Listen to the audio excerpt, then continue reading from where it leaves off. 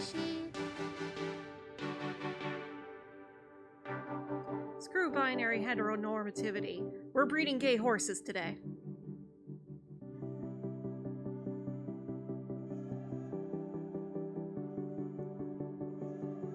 Although I put rainbow horse in the thumbnail, or in the title. For like, gay horses.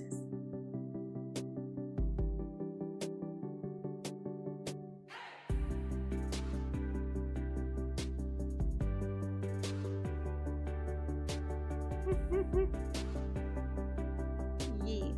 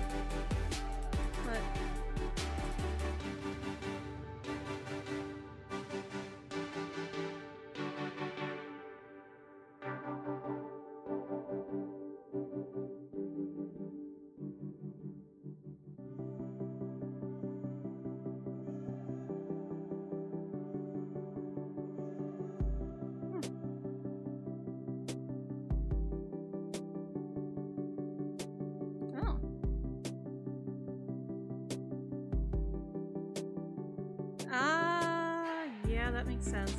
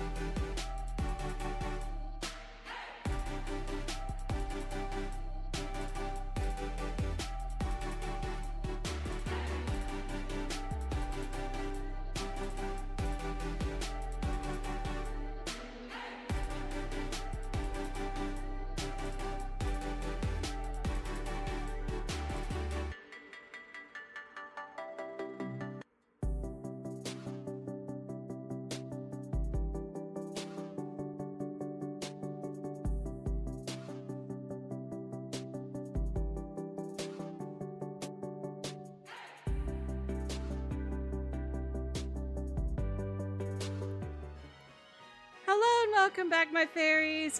I'm Matsurific, and apparently my mic was on the entire time. But we are back with Pokemon Shield version, actually shiny hunting for a change, because it's Unicorn Day!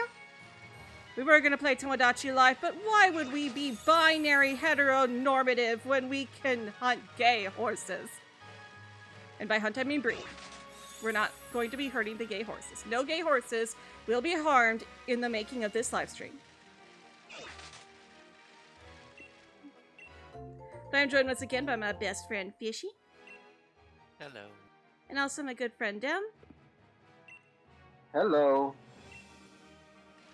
And I did not have enough time to actually prepare a lot of eggs today because I only found out a few hours ago that today was Unicorn Day.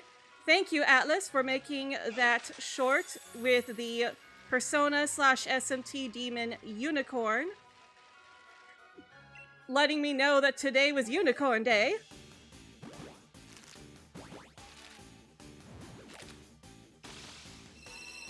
So we are going to be catching some horses. And that was actually very quick. I did not expect that to be so fast.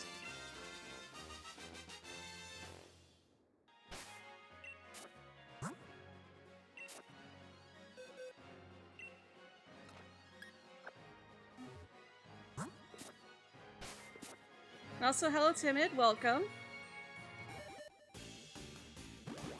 Oh yeah, I almost forgot this game doesn't have the weird issue that Scarlet and Violet has, where it adds steps to the eggs if they're hatching at the same time as another egg.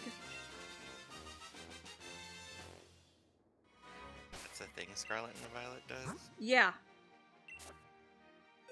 You can have eggs that have the exact same species of Pokemon in them that were added to your party at the exact same time. Oops, wrong one. And they'll still hatch like a few steps apart. Or not like a few steps apart, but like 10 seconds later. And it's like, just I want to take a step and have another egg hatch.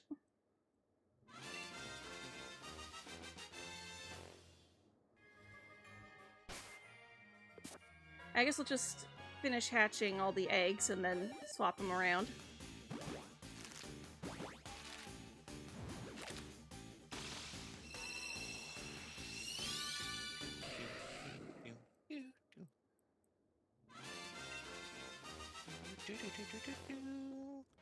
We are specifically playing in Shield because I have the Shiny Charm in this game. And I already had a German Ditto in the daycare. Thank you, Dem. From when we did the Mawile hunts, when we first found out the Legend ZA was gonna be about the Kalos region and have megas in it.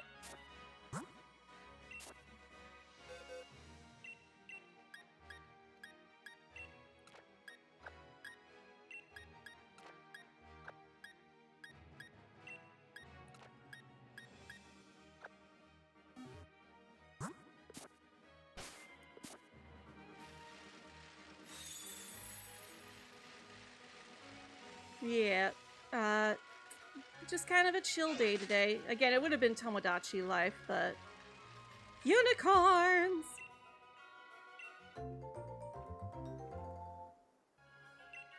Also, I've got the AC on, but Leah was on my lap and it's making it kind of hot in here, so I might need to get up in a minute because I am sweating. I am sweating under this cat.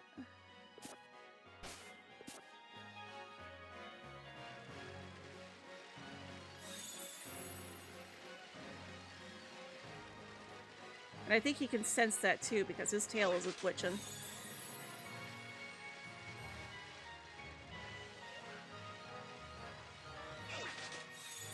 Do you know what song I had stuck in my head while I was setting up stream though?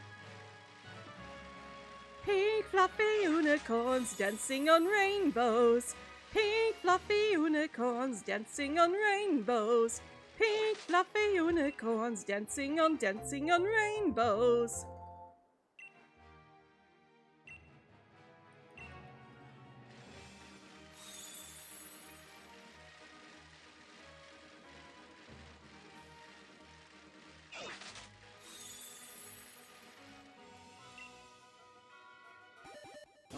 Okay, eggs are hatching.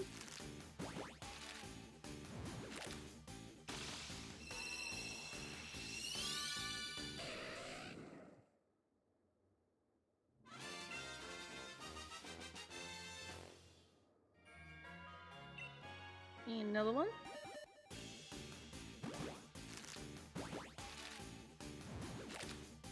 So yeah, we're doing this a little bit differently than we do it in Scarlet and Violet.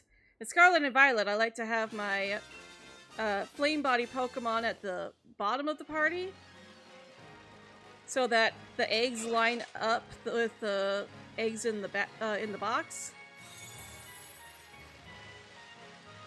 But in this one, we just hatch all 5 eggs, swap them, and then hatch another 5 eggs.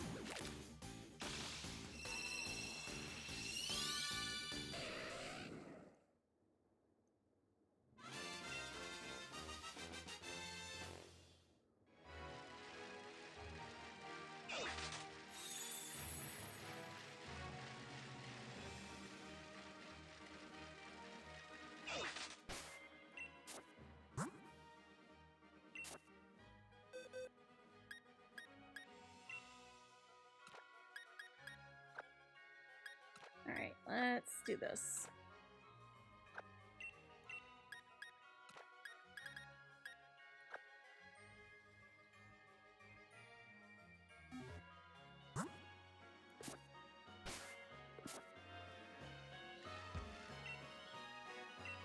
Yes, please.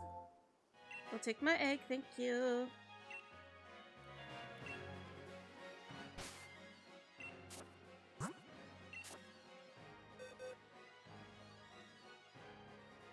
Yeah, I guess I'll just leave them as that.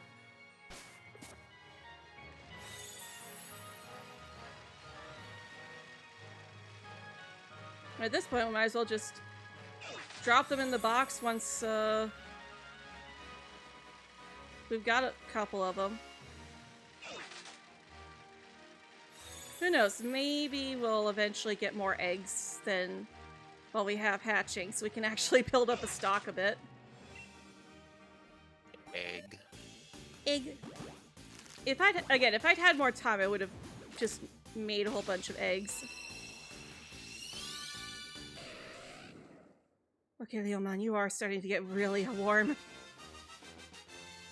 How are you not uncomfortably hot right now?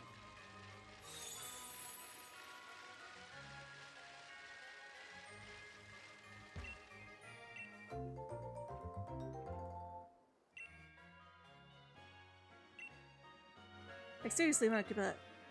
It's hot.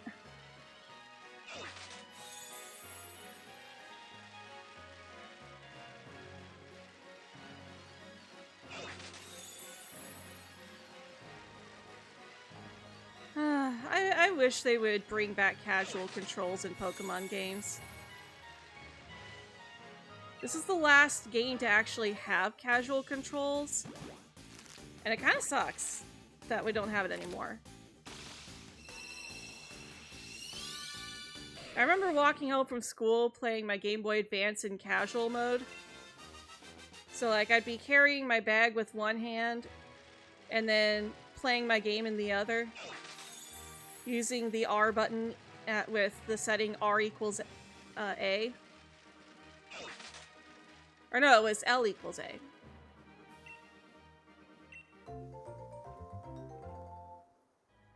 And you just play with one hand. And it worked great.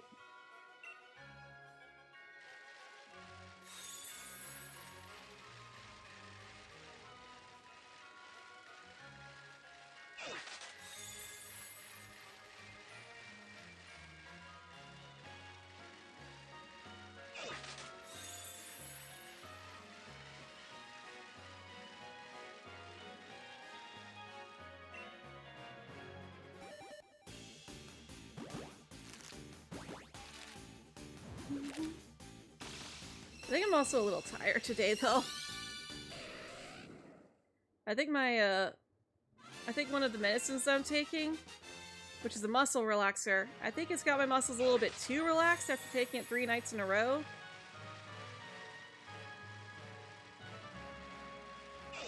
And it's used as needed, not use until empty. So I'm hoping just not taking it tonight will get rid of this kind of like weak jittery feeling that I've got in my left side. Alright, let's just finish hatching these eggs and then let whatever eggs we're getting from the daycare go into the box.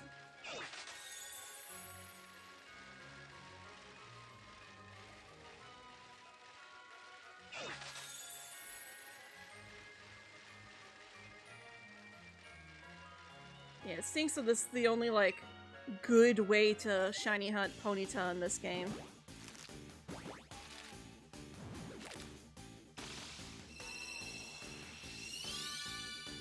Because they only appear in Glimwood Tangle. And there are no overworld spawns in that game. Which stinks. Or in that area. It's the only place in the game that doesn't have overworld spawns.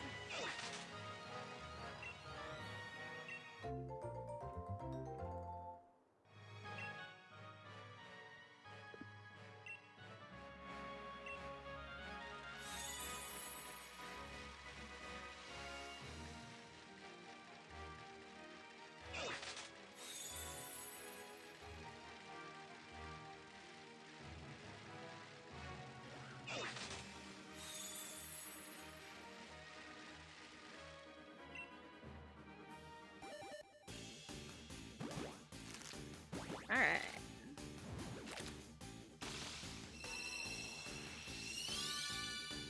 How quickly do you think we'll find the shiny, though? Knows. I don't want to say and jinx it.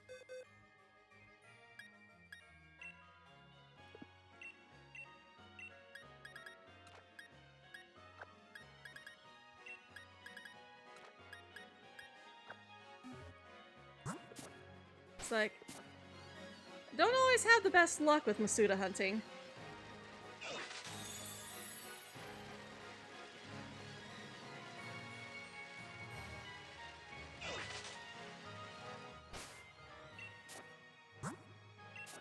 Actually, I should... that right there. Well, I guess it's not gonna matter, because it's still gonna...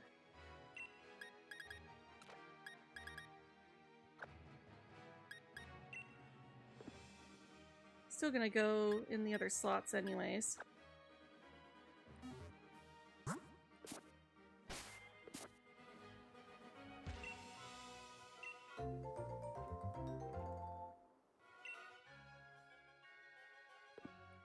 Send to the box.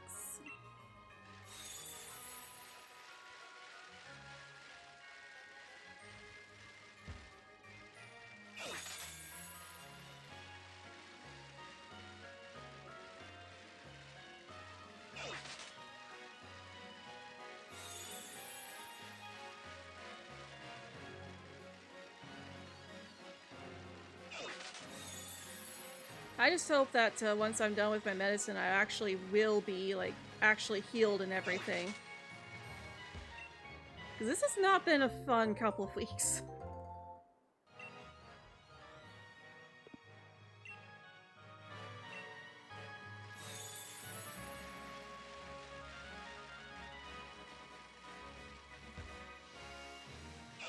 Pardon me, sir.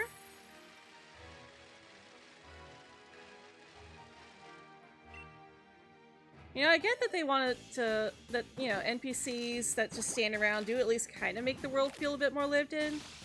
But, like, I kind of wish this bridge didn't have anyone standing on it. So that I wasn't running into people all the time.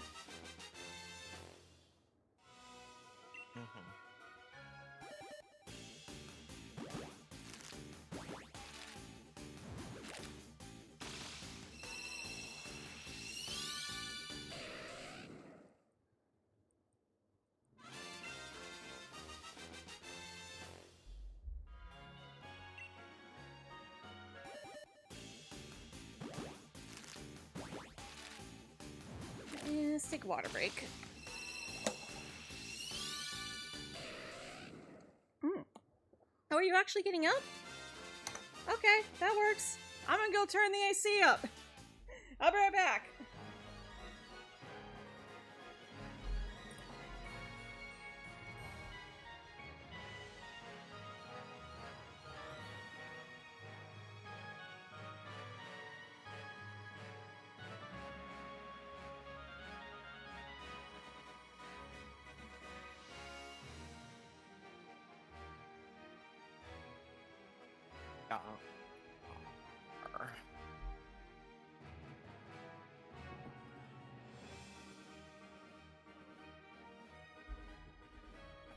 I'm back. Come back. Thank you. Make sure my avatar's not all wonky. Yeah, a little bit. There we go.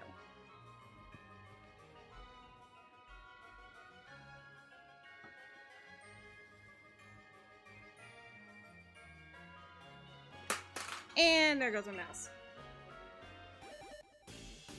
Literally right as I get comfy. There goes my mouse. Not allowed to be comfy today, apparently. No comfort for you. Now I gotta fix my bed. Got out of it too many times and now it's all wonky.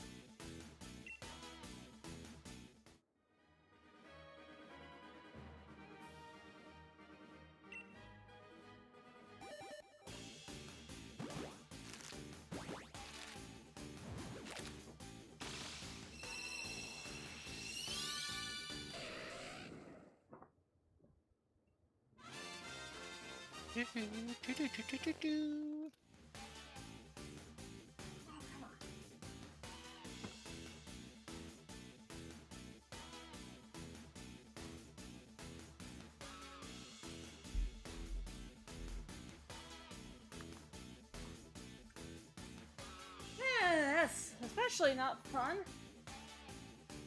I need my left arm for that.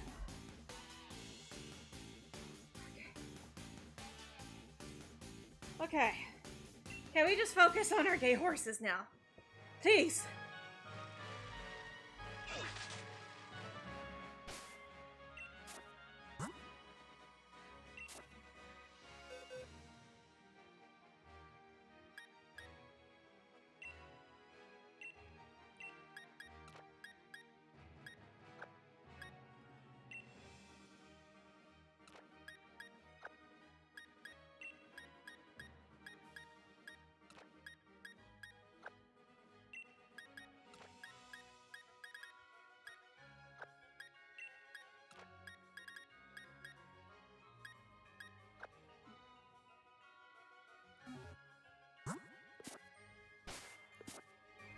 Okay. Oh boy.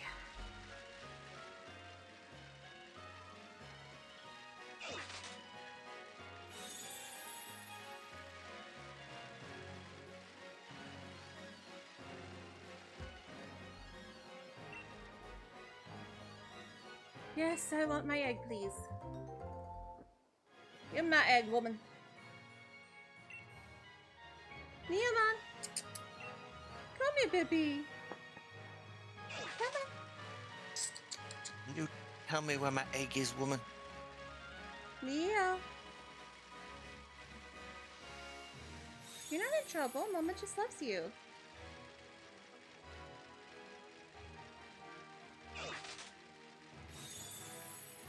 There's my monkey butt.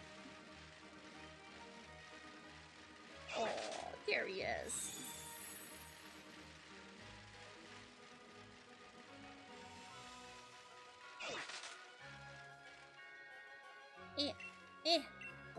Give it.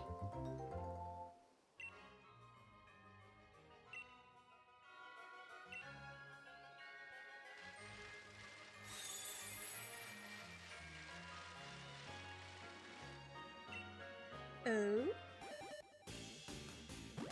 Egg.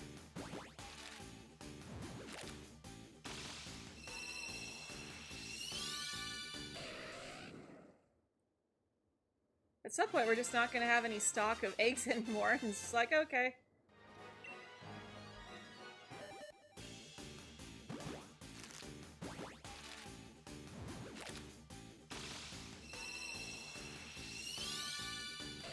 Oh, monkey butt.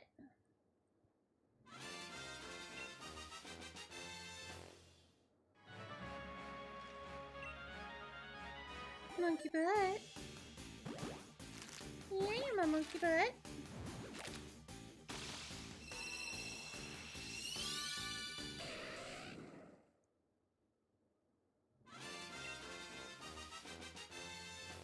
Oh, I know you want me to do your favorite ear thing, but Mama's hand is a little weak right now. I can't do that. His favorite ear thing? Yeah, he likes it, and when I like rub his ears, it's kind of hard to explain without it sounding weird. But like, he likes it when I like pinch his ears in my between my fingers and like really massage it.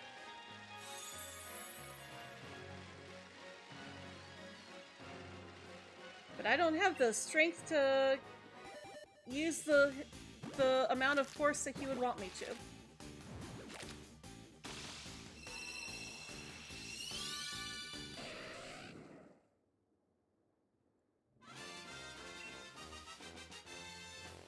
I'll give you pats.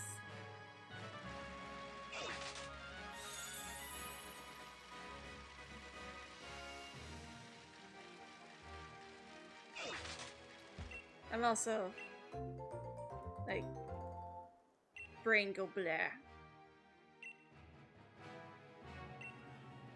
Monkey pie. You're mine.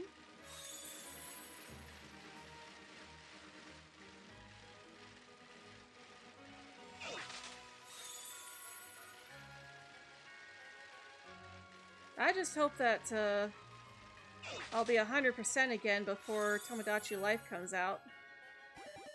I mean,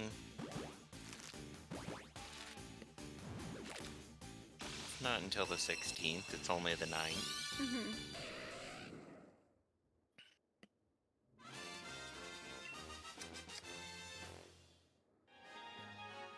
Yuma, can you stay up here, please, so you're not causing mischief on the floor? He's like, but I like mischief.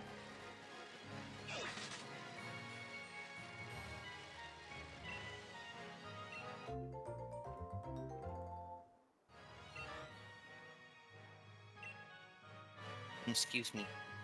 Yes, yes.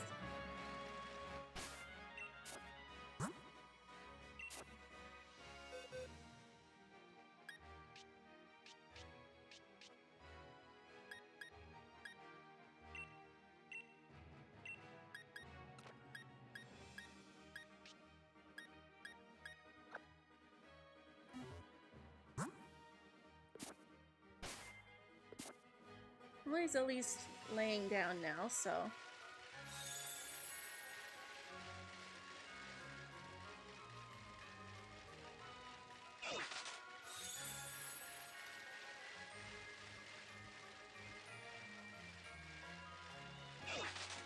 Although his tail's still a-twitching. And when your cat's tail's a-twitching, you best be a-listening. Just like Pinkie Pie.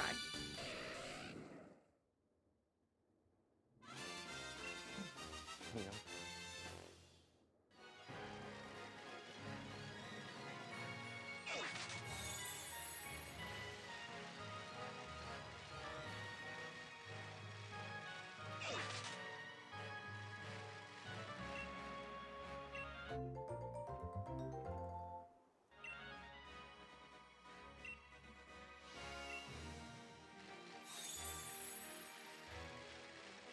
And now I need my water bottle again.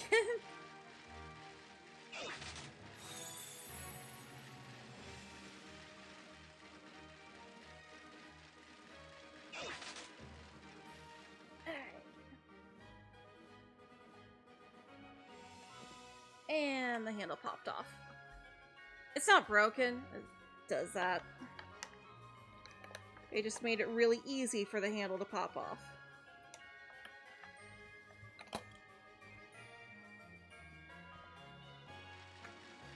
Oh yeah, water break.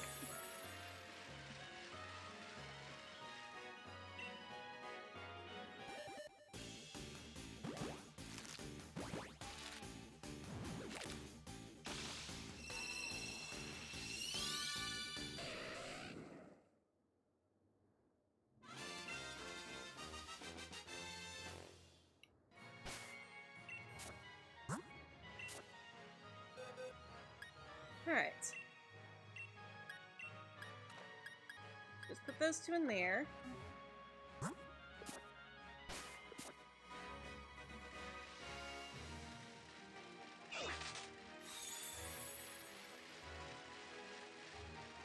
Yeah, we are officially hatching faster than they're laying.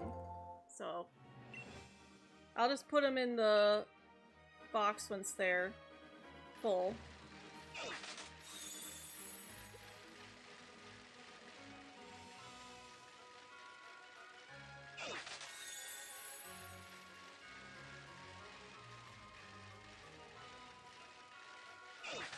Yeah, the alternative to me not feeling better by the time Tomodachi Life comes out means I'm gonna have to set up an appointment to get an X-ray done or an MRI done. It's like, that's expensive. I just want for the medicine to do its job and then be good again.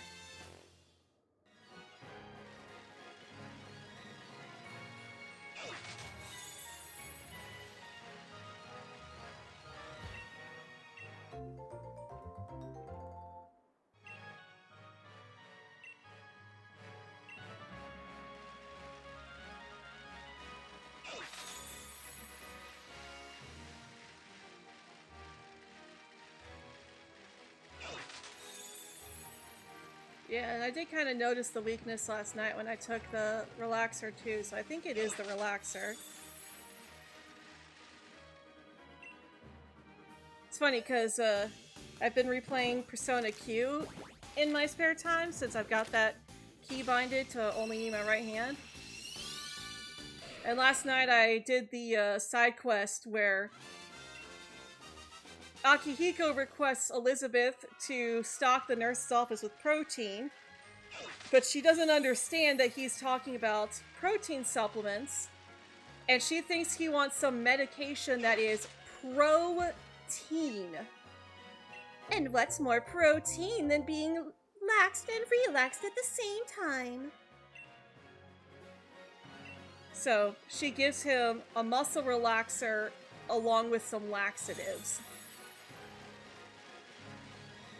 And it's like, oh, boy.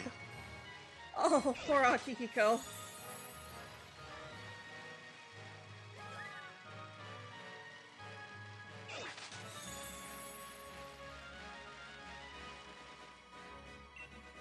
Fritzy over there is like, hey, I've got Watts. I might be shiny. And it's like, yeah, I've got a lot of you from ZA now.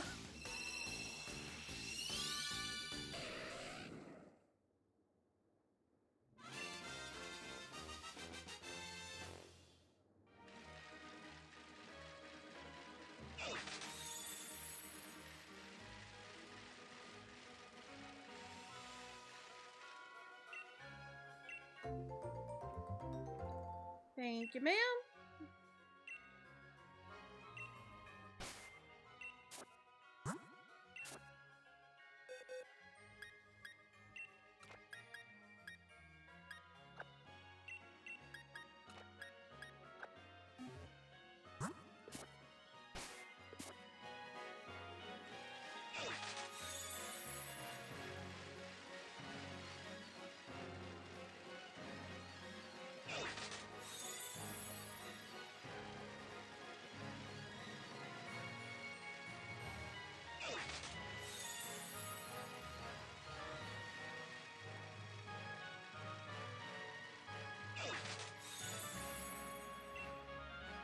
Yeah, I have to say though, it feels weird playing on the Switch 1 again after all this time. It's like, but like I don't have a save file on my Switch 2 that is far enough into the game to have the shiny charm. And it's just easier to play on here.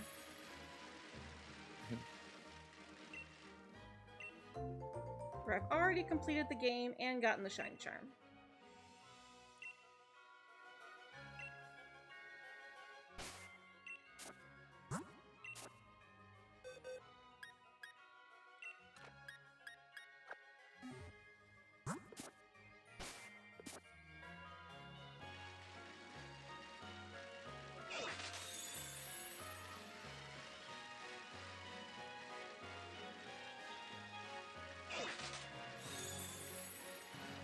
at the very least, since we're hatching faster than they're laying, we don't have to worry about finding the shiny and still having, like, 4 boxes of eggs left to hatch.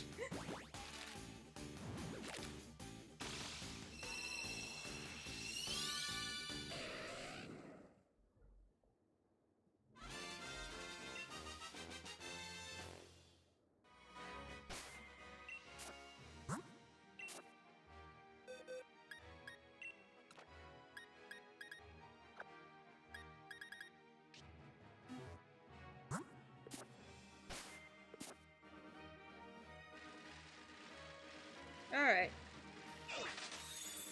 Now we just let the party fill up with hashed ponytas and...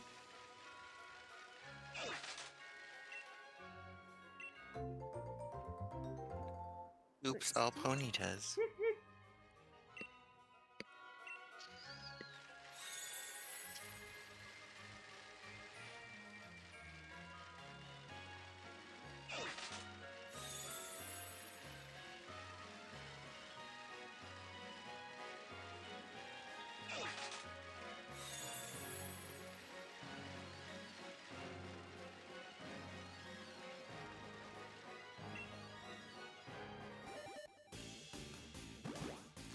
Oh, my ponyta is hatching.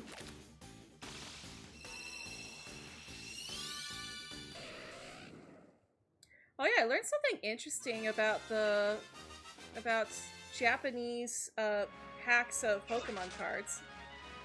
You know how in, like, America, when you open up a pack of cards, there's a chance that you'll get a rare card, but there's no guarantee that you'll get anything rare?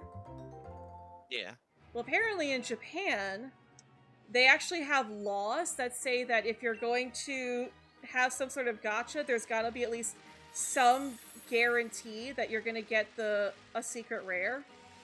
So, Japanese card packs are always guaranteed to have a rare card in it. Huh. Who knew? And it's like, got something to do with, like, you know, the fact that it's aimed at kids, but they also consider gachas to be a form of gambling. I mean, it really is. It really is.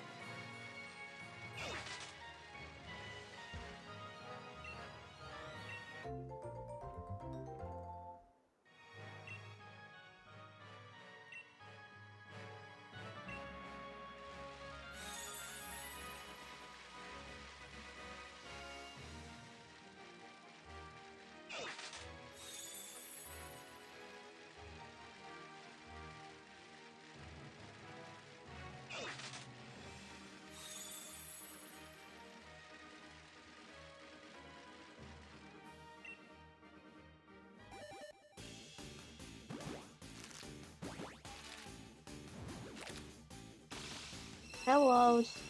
Hey, Lexi! Hello, Lexi. Happy Unicorn Day! Happy Unicorn Day to you. I didn't even know it was that day. Yep, today is National Unicorn Day. So I said, why would I play the binary heteronormative game when we can hatch gay horses? At least the newer version of Tomodachi Life is not Yeah. forcing heteronormativity on players. Yep.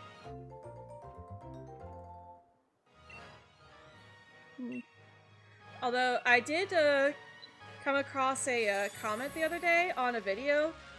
The video was, you know, another video complaining about how there's no me share. And someone left a comment that's like, that's actually a really good point and probably is the reason.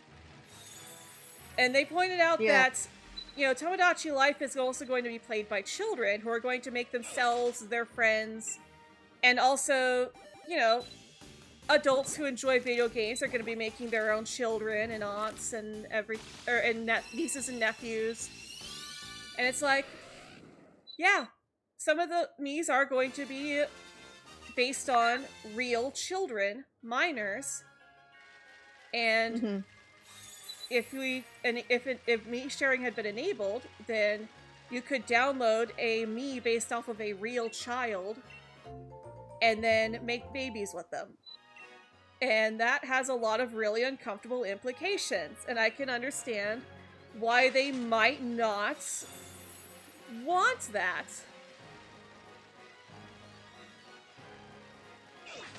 Yeah. It's like, I think that makes a lot of sense. It does. It does stink You know what? for the people who are normal about it, but yeah, it makes sense. Yeah. You know what's annoying right now? What? What? Every time I'm scrolling through YouTube Shorts, you know what game pops up? Heartopia? Mm-hmm. Yep. I've been, I saw a video that was posted just about 11, I guess 12 days ago, from another creator talking about, like, how the game basically just, like, killed itself and, like, all the controversy it's gotten itself into. What with, you know, the racism, the basically encouraging people to become addicted to gambling with Yeah. the supposed, the allegedly rigged gotcha system. Yeah. It's like, and I've told my phone to stop showing me this advertisement, and it said, "Oh, we'd be sure not to show you anymore. Yet you show me more." I swear to God. Yeah, I think what's happening, because I've had that issue too, I think what's happening is like, okay, you don't want to see this specific ad, but how about this other ad? This isn't the exact same ad that you blocked. Yeah. I had Yeah. that same issue with, it was a few years ago, I don't remember the name of it, but it was like Toxic Masculinity, the game. And, like, I kept seeing the ads everywhere, so I told YouTube to stop showing it to me. And it kind of felt like the more I told YouTube to stop showing me those ads, the more it would show them to me. Lord. It's like, oh, you And interacted with this ad. That means you like it, right? I clicked the dislike and said not to show it to me again. That means I don't like it. It's also like how because it's clear that the way they filter it, ads and stuff, is through like an AI algorithmic system that doesn't work the best. Because I remember a couple of years ago, a lot of people were talking about how, like, they'd be watching content that was clearly, like, you know, for a younger audience or like safe for kids kind of content, but before they watched it, the video, there would be like an ad for like a graphic, like, horror movie. I had that too. Back before COPA scared YouTube into removing comments and stuff on kids' videos, I would be sitting there watching a My Little Pony video, and then, like, right before the ad would play, or right before the video would play, I would get an ad for a horror movie where something very, very adult and inappropriate for children that I don't want to describe on stream Yeah. was happening. And, like, oh, Yeah. I get you.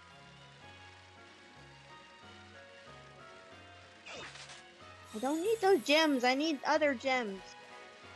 Gems do you need? Garnet and Peridot. What's that? You're doing the new exhibition, Olaf's Yeah. exhibition. You have to place the stones to unlock the, like, aquarium. Yep. You said garden and Peridot, and my brain instantly went to Steven Universe. Yeah, I know. Same. I miss Steven Universe. I do. I can't wait for Lars of the Stars.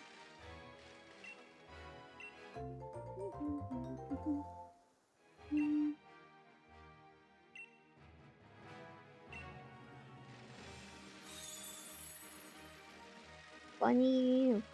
And of course, next month we get more Sophia the First. Still finding out what being royal's all about. In a school for magic royalty.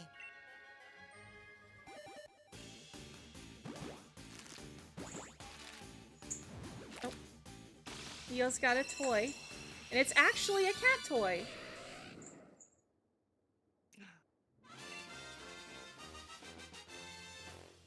Is he Leo- not Leo not actually playing with one of his cat toys. I know. and not eating the keyboard?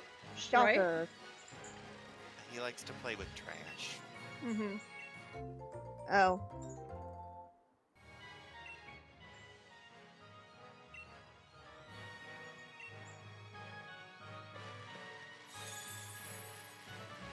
Sometimes it's like, where did you even get that from?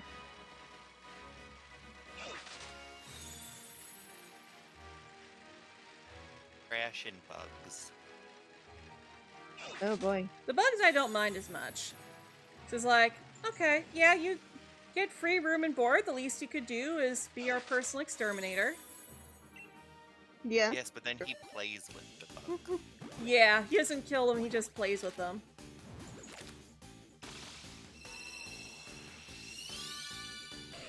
Even then it's like, okay, well this is a harmless bug, so we can just hatch it and release it outside.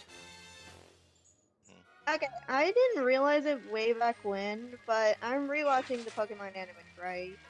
And Okay. I'm in when they're in the Hone region. So I realize Fortress is a bug, it's steel type, and a poison tail attacked it, and it hit and it hurt. I was like, what are we doing? Oh yeah, when it comes to the anime, the game mechanics don't apply. Pikachu, Yeah. use Thunderbolt on the in the Rhydon's mouth! Or Misty calling a fur at a ground type. It's like how you know the Yu-Gi-Oh anime? There Yeah. are rules to how you are supposed to play the card game. Those rules go way out the window for the anime. Well, yeah, they're not It's playing Yu-Gi-Oh! They're playing Duel Monsters. Yeah, it's not even that. It's like one time there was this which Pokemon is the evolution of Arbok, and the answer was Seviper. I'm like, what? Okay, you're like, trainers, you mean this- which of these Pokemon evolves into Seviper? If you chose Arbok, you were right. Except, no, you're not. Yeah, no, you're not. I'm like, what are we doing? I should just go back to beginning and mark every mistake that they've made and just like see how many mistakes there are. Oh, N&J TV once made a video about a an officially licensed Pokemon guidebook, Yeah. and like it would. Oh, I've seen that one. Yeah, like Yeah. Ralts and Trapinch don't evolve, and Curly and Gardevoir are a solo line. Same for Vibrava and Flygon. It's like, no. Yeah, no. Or like Clamperl evolves into Huntail, which then evolves into Gorobus. No. It's No. or Gorobus. It's like,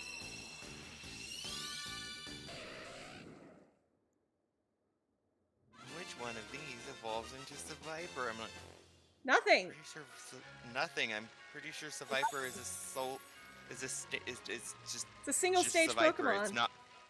Yeah. I'm like, I'm pretty sure it doesn't have an evolutionary line. It's just.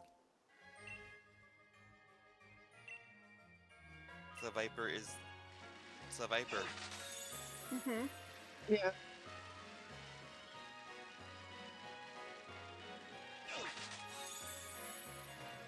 It's not a rattlesnake and it's not a cobra. It's a viper. Or more recently, when they're in Lava Ridge Town and a Typhlosion using tackle attack. That makes no sense. Because I don't think Typhlosion can even learn tackle. Does Cyndaquil get tackle? Let me see. Because like Let me see. if it remembers it from Cyndaquil, then it makes sense from a learn set move standpoint. But it's like, why are you still using tackle?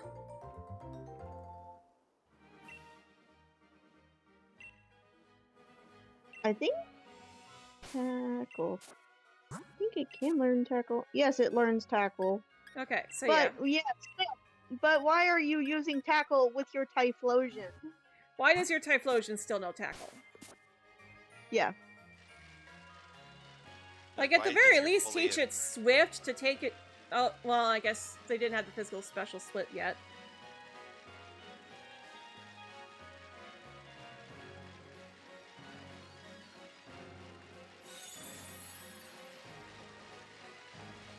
Like in modern games, at the very least, teach it Swift so it could take advantage of its higher special attack.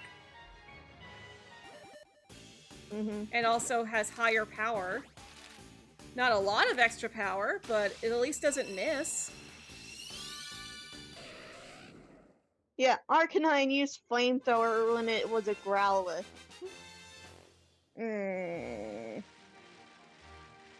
Rice balls are donuts. Only That in was- the 4 kid. That was a.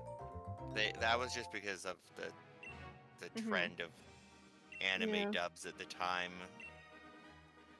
There was another Went for- scene in the Advanced series where there was a giant rice ball rolling down the hill and Ash caught it.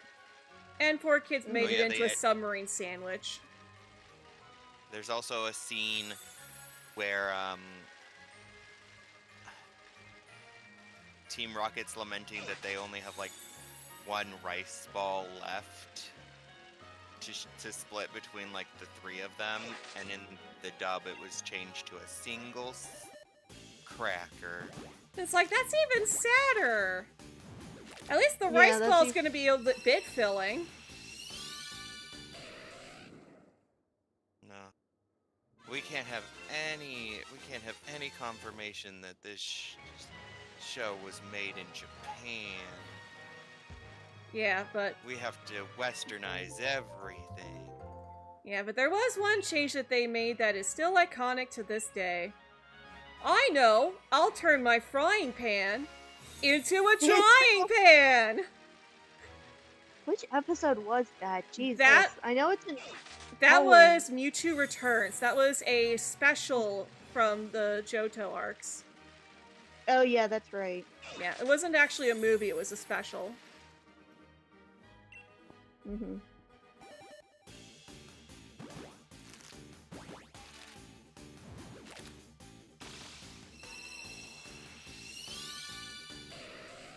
This is like a sequel to the movie I missed.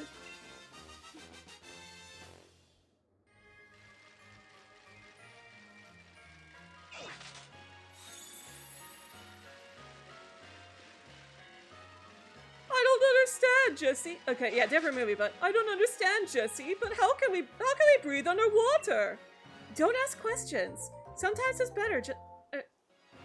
It's like, don't think about it. Sometimes it's better just to not ask questions. Hey, Jess, I got a question that's better I shouldn't ask. You think we'll get a bigger part in the next movie?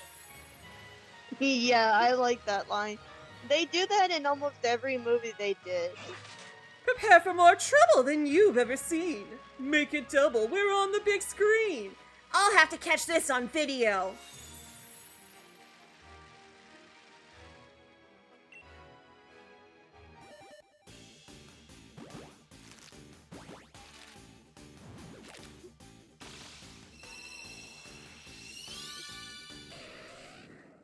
believe it. For once, we were heroes. Too bad nobody saw us. Guess again. What did you say? Lots of people saw what you did out there. And all of them are watching you right now.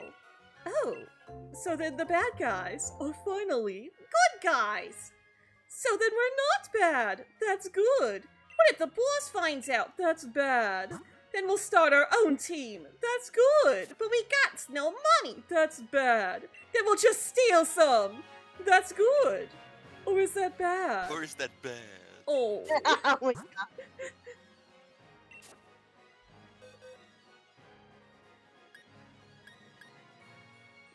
Love how that just delved into Team Rocket being iconic. Yeah.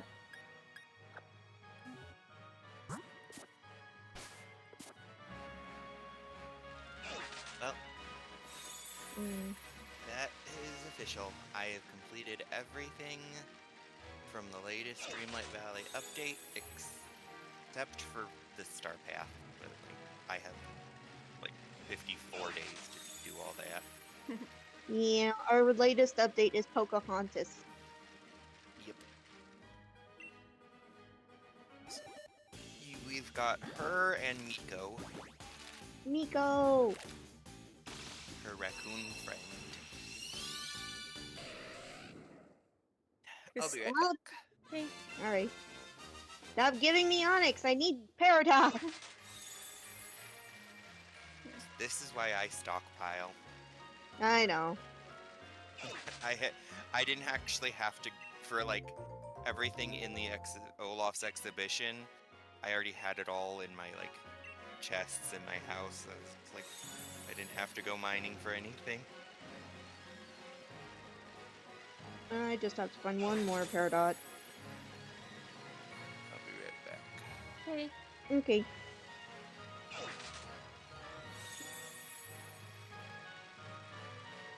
You realize I don't even know who half of these people are, Steven. I mean, who the heck is Peridot? Someone who misses you every single day. Oh yeah, I guess you guys haven't met.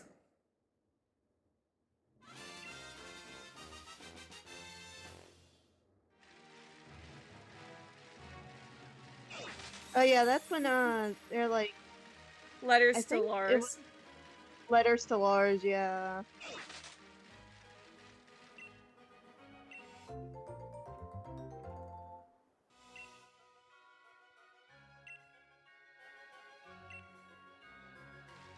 Lars never did figure out that Tiger Millionaire was really Steven. Yep. The world knows, but he may never know. Lars, I'm really confused. I love you, Tiger Millionaire.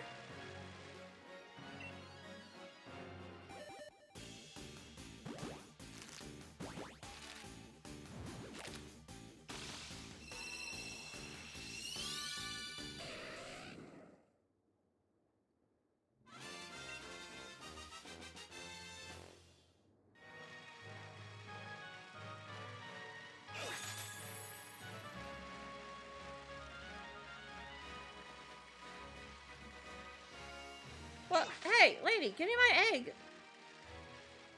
Blech. Where's my egg?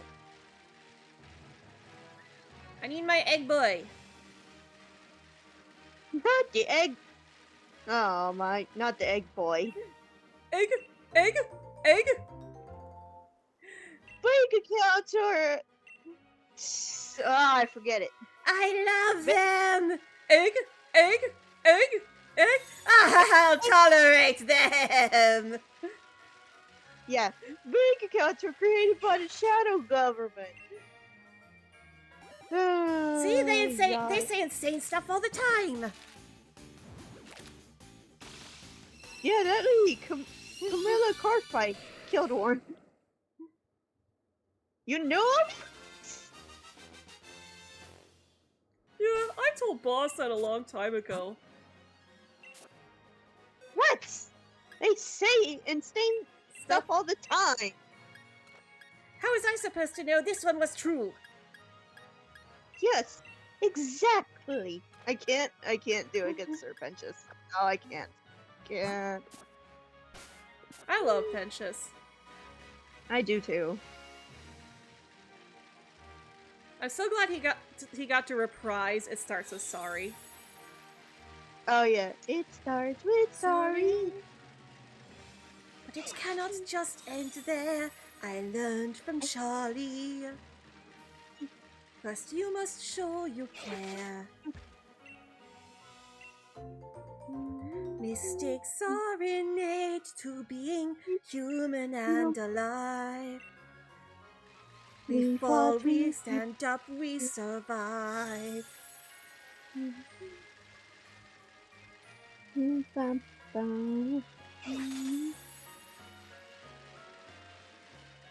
So honestly, It Starts With Sorry was probably my favorite season 1 song. It's underrated. Yeah, underrated, sure, but you gotta agree the dad song was pretty good too. Yeah. Oh, That one and more. I mean, it's Jeremy more than- Jordan. Of course, it's good. Yeah, more than anything, of course, had me in tears. Yes, especially as a daughter of a single father.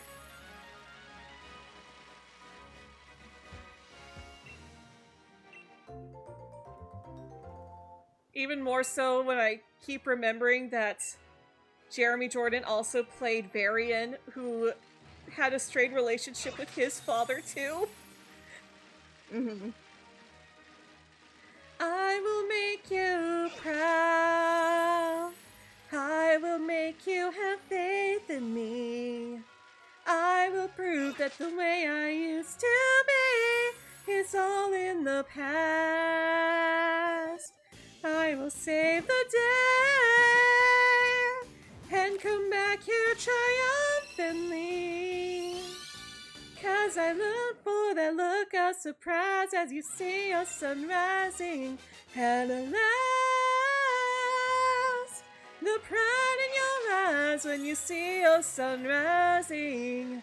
And at last.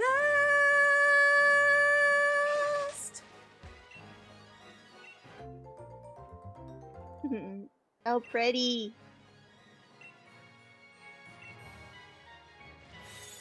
What, the song? Yes, you're singing. Oh, thank you.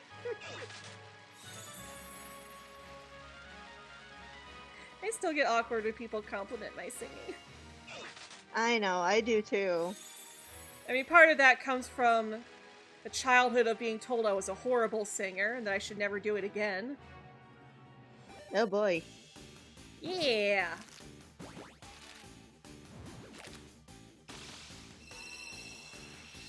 Of course, it was really just my egg donor who did that. My dad never did that. Yeah.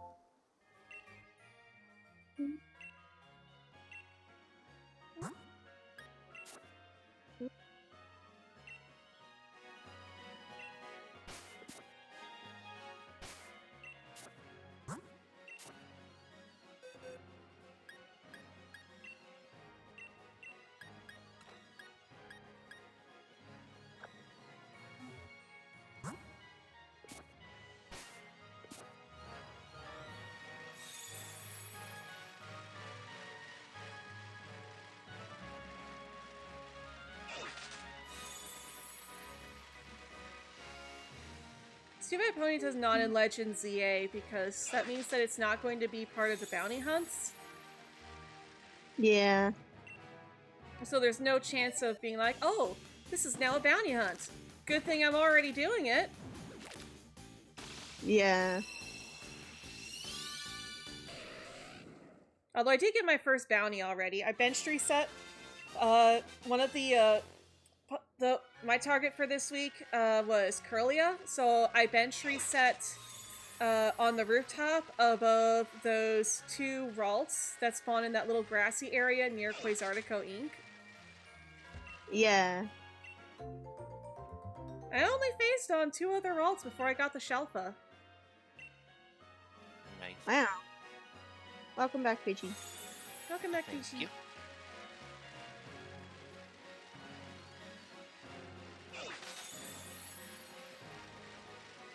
Although I did You know- phase on a bunch of other stuff too. I got some fletchlings that I just put out of their misery because I'm tired of catching them. Some Shuppet, Dedenne, Abra, Eevee, Weedles that I put out of their misery because I'm tired of seeing them.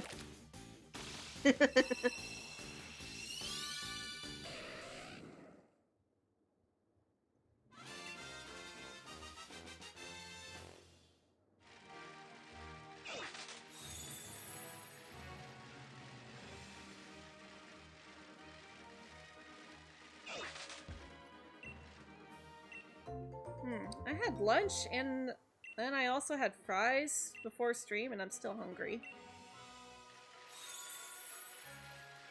I might see about making some blueberry muffins after stream's over. Blueberry muffins. Muffin. I normally don't care for pastries with fruits in them because I don't like the texture of the fruit that's baked into the soft pastry. Mm-hmm. But Jiffy has this blueberry muffin mix. Make 6 muffins with only 1 egg and some milk.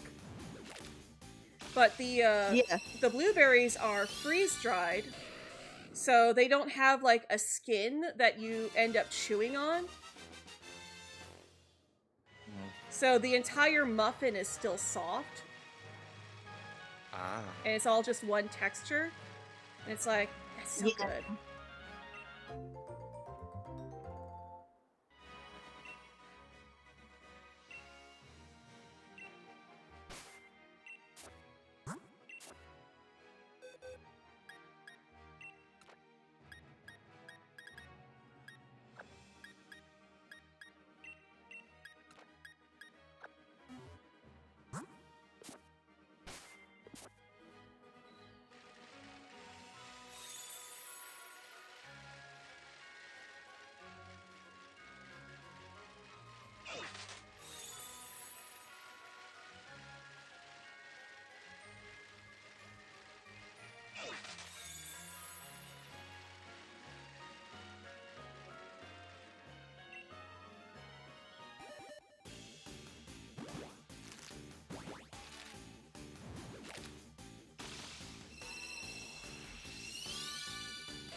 Let's see. Softwood is. Come on, shiny Ponyta, please. Please be a one-day hunt. Although, granted, I have no idea what we'll do if we find it too fast. Yeah, true. I'd probably just keep going so I can maybe get a second, but... And then what happens if you get a second? We run out of stuff. I celebrate that I found 2 shiny Ponyta in less than 3 hours. Yeah, true. That would be pretty special. Yee. Mm-hmm.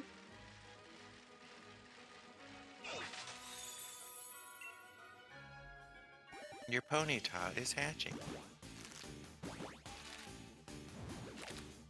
The egg is hatching. I wonder what's inside. Ponyta.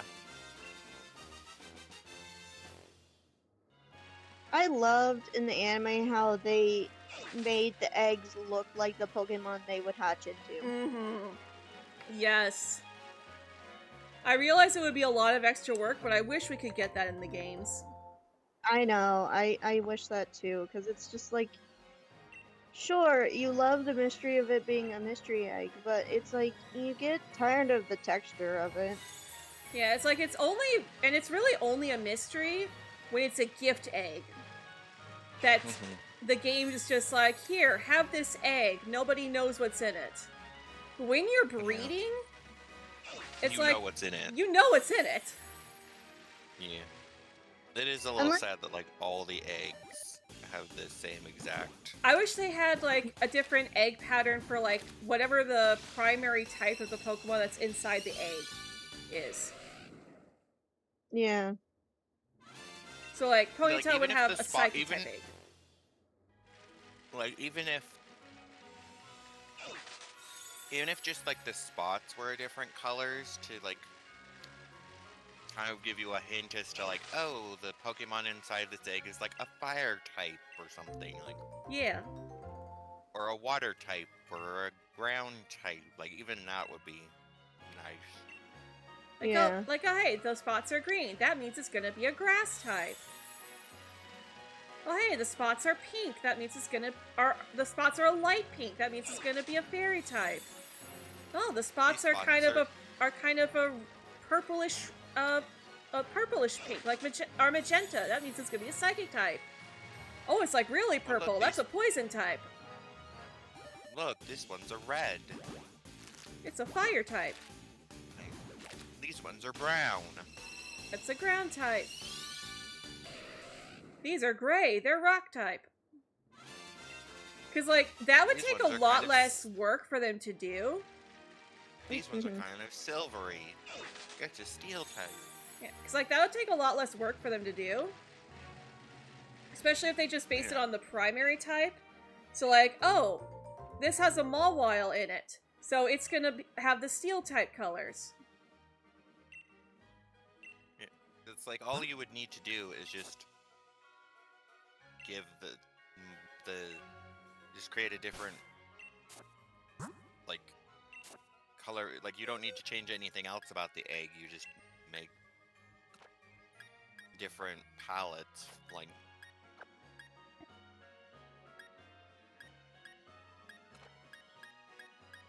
Yeah.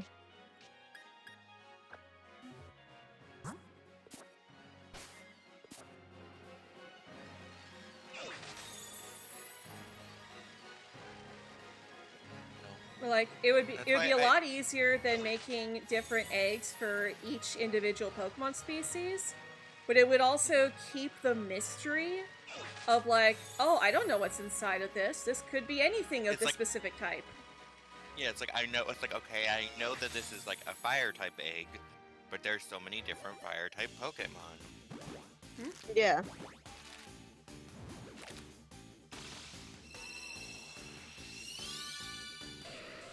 Let's see, Sadness. Where should we put this?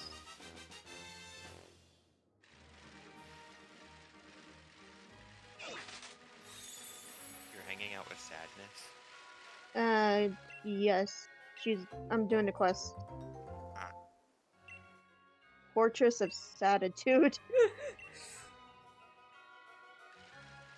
Oh, her little pillow for it, yeah. Yeah. I want this fort to be perfect for you. It's important to you, then it's important to me. Okay. A little softer? Great idea. I can ask some of the other villagers if they have any pillows to lend us. You sit tight. I'll be back once I have a few. Okay. Wally. So now that just makes me think of Pokopia and how it's like, oh, I want something like this. That'll make me happy. Didn't mean to go in the house. I meant to talk to Wally outside of the house. Wow. Oh my god. Why did I figure you were both gonna do that? I knew Fishy was gonna do it. I didn't expect Matsu to do it too. You didn't expect the Impressionist princess to make an impression? Well, now that you say that. I thought you were the bow princess. I can be a princess of two things. I don't know about that one. I'm lying. I'm messing. Wow. Wow. You can be No. a princess of as many things as you want to be. Thank Yes, you, Fishy. exactly. You can be any princess. I can be anything I can reach, anything you can teach, anything you can do, anything. Sorry. So can you? Anything that you try. Watch and see. You can be everything. That song was in the very first episode of Sophia the First. Yep.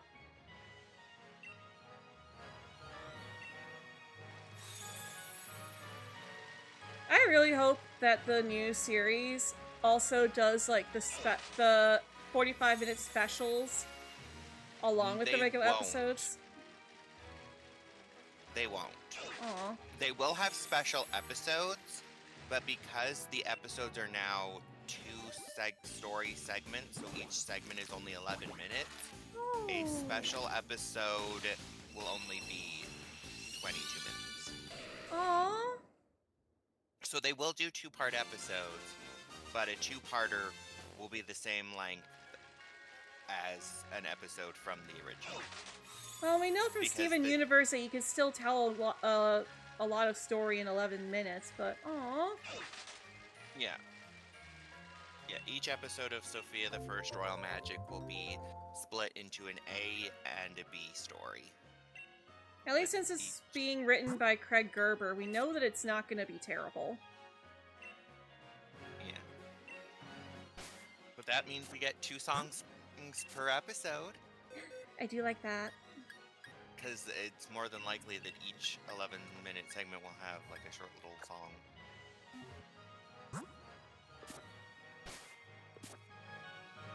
I do like more songs.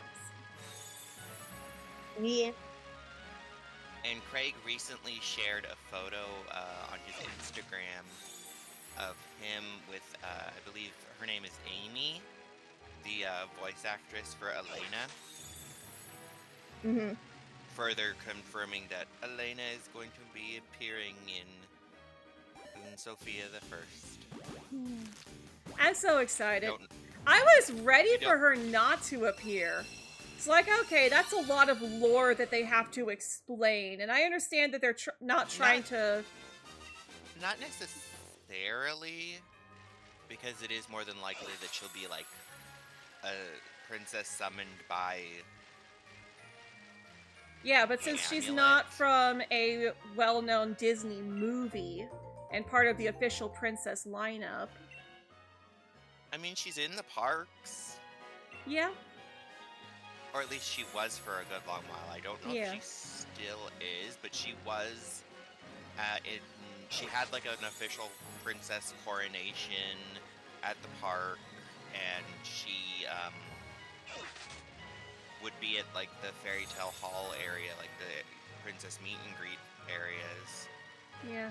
But, like, I was ready for them not to address Elena, because she was barely even addressed in season 3 and 4 either. Like, they mentioned that Sophia had a princess in her amulet that is now gone, and ever since then, it works a bit differently. And they brought it up for, like, the one episode where they're addressing that the fact that it works differently now. And then they Yeah, bring it up in the finale where it's like, well, my amulet used to have a princess in it. Maybe that's how we defeat 4. Well, I think the reason that they did that was because Elena was like actively airing at the same time Mm-hmm. as those seasons, so it was just like, here's what Elena's doing. Yep. Oh, and Craig has confirmed that since Sophia is the same age that she is at the end of her series in the new series, that when Elena appears, she is not queen yet. Yeah, I figured. Because Elena of Avalor canonically takes place over a little... 4 years. Yeah. Because she's 16 at the start, but we don't know how long she's been 16. And then it ends with her turning 21 and taking over the throne. No, 20. Oh, it's 20? Okay. It's her Okay. 20th birthday. So yeah, 4 years. And yeah, 4 years from her being 16. Yep. But we don't know. We know that she got the Amulet of Avalor from her mother when she was 15. So she Yeah. had been wearing the amulet for about a year or a little more by Yeah. when Shariki attacked. which I think was a nice detail that they added. 'Cause it's like, so that it's not like, oh yeah, she got the amulet and then Shiriki immediately attacked and she was pulled into the amulet. There's a good thing she just got that thing. It's like, okay, now yeah, she's had it for at least a year now. She had the amulet for about a year. She got it on her quinceañera, her 15th birthday. Mm-hmm. And then Shiriki attacked sometime when she was 16, so it's like, they don't, so it was clearly like after her 16th birthday that Shiriki like, attacked, and we Yeah. don't know when. We do know that she attacked when her parents were coming home after preparing for Carnival. Yep. Oh, speaking of the passage of time in Sophia and Elena, I was watching a video the other day, and at first I assumed at first it was going to be a video talking about the creepy shipping that people do where there are some really weird fans that ship Sophia with Cedric for some icky reason.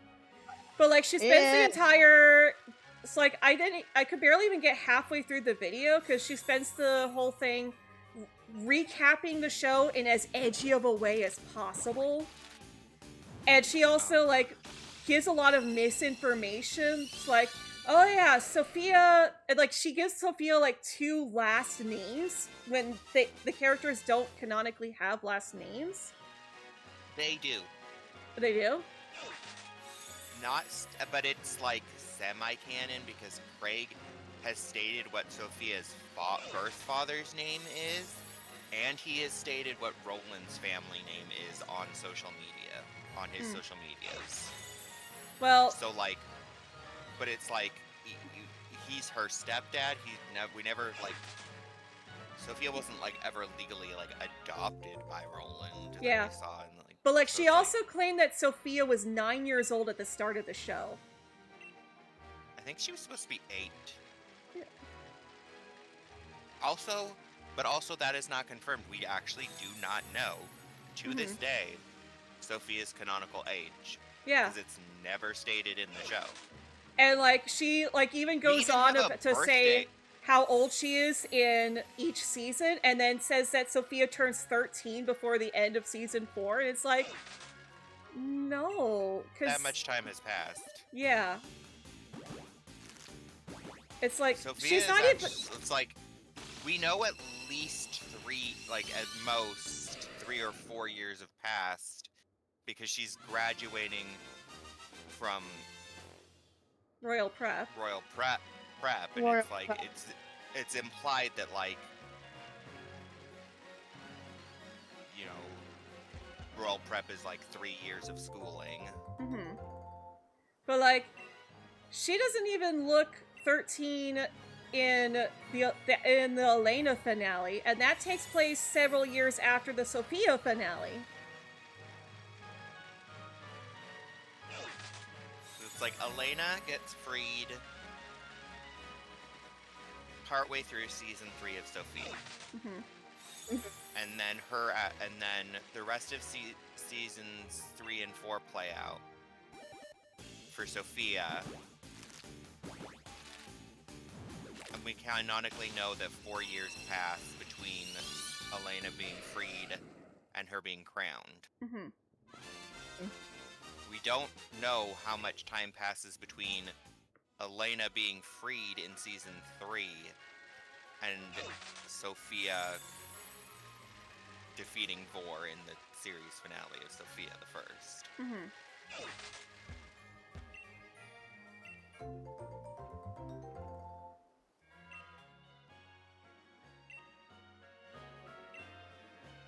Yeah, like she was doing these like really edgy recaps of the show too. And it's like, like certain episodes, and it's like, cringe. Cringe. Like, so much cringe. It's like the way you're recapping this is taking a lot of things out of context. Yeah, like she recapped the episode where Sophia's amulet got stolen, and at the end she's like, so yeah, Sophia got cursed because she shared with her sister. And it's like, That wasn't a curse. The lesson and the lesson wasn't don't share. The lesson was that she made a promise not to take it off, and she broke it, and this is what happened when she broke that promise. Yeah, it's like, are you implying her not being able to talk to her animal friends again is a curse? It's like, no.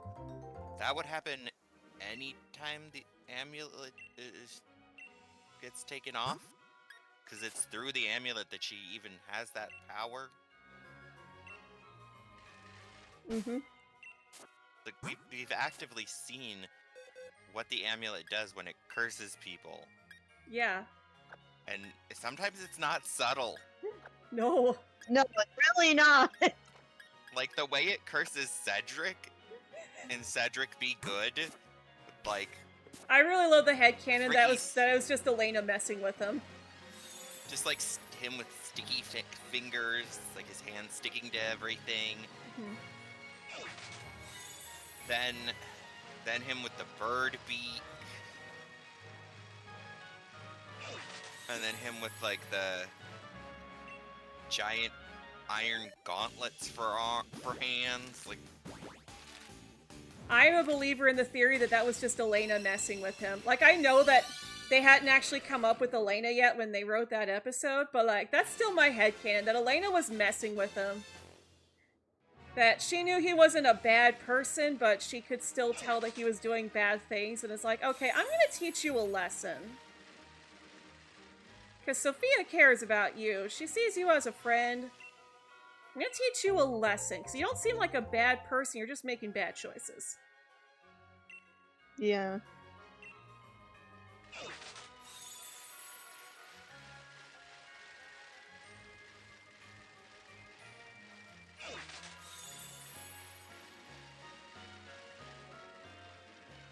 Oh yeah, Fishy, you know how we were talking about before about how the Disney Plus, even though they broke up the Elena special into 3 parts, they put it at the end of the season, so it's weird trying to watch it. No, it's like in the middle.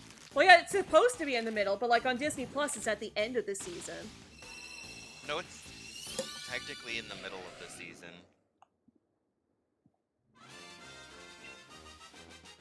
It's like... I was watching... Well, closer to the end, because I think that season had 30 episodes on Disney Plus. Yeah. Well, like, I was watching...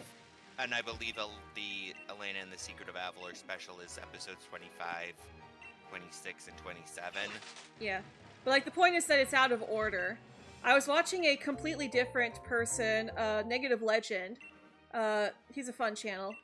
They're canonical. The episodes are technically canonically out of order in, like, show events, but they are in the order that, like, they aired on television.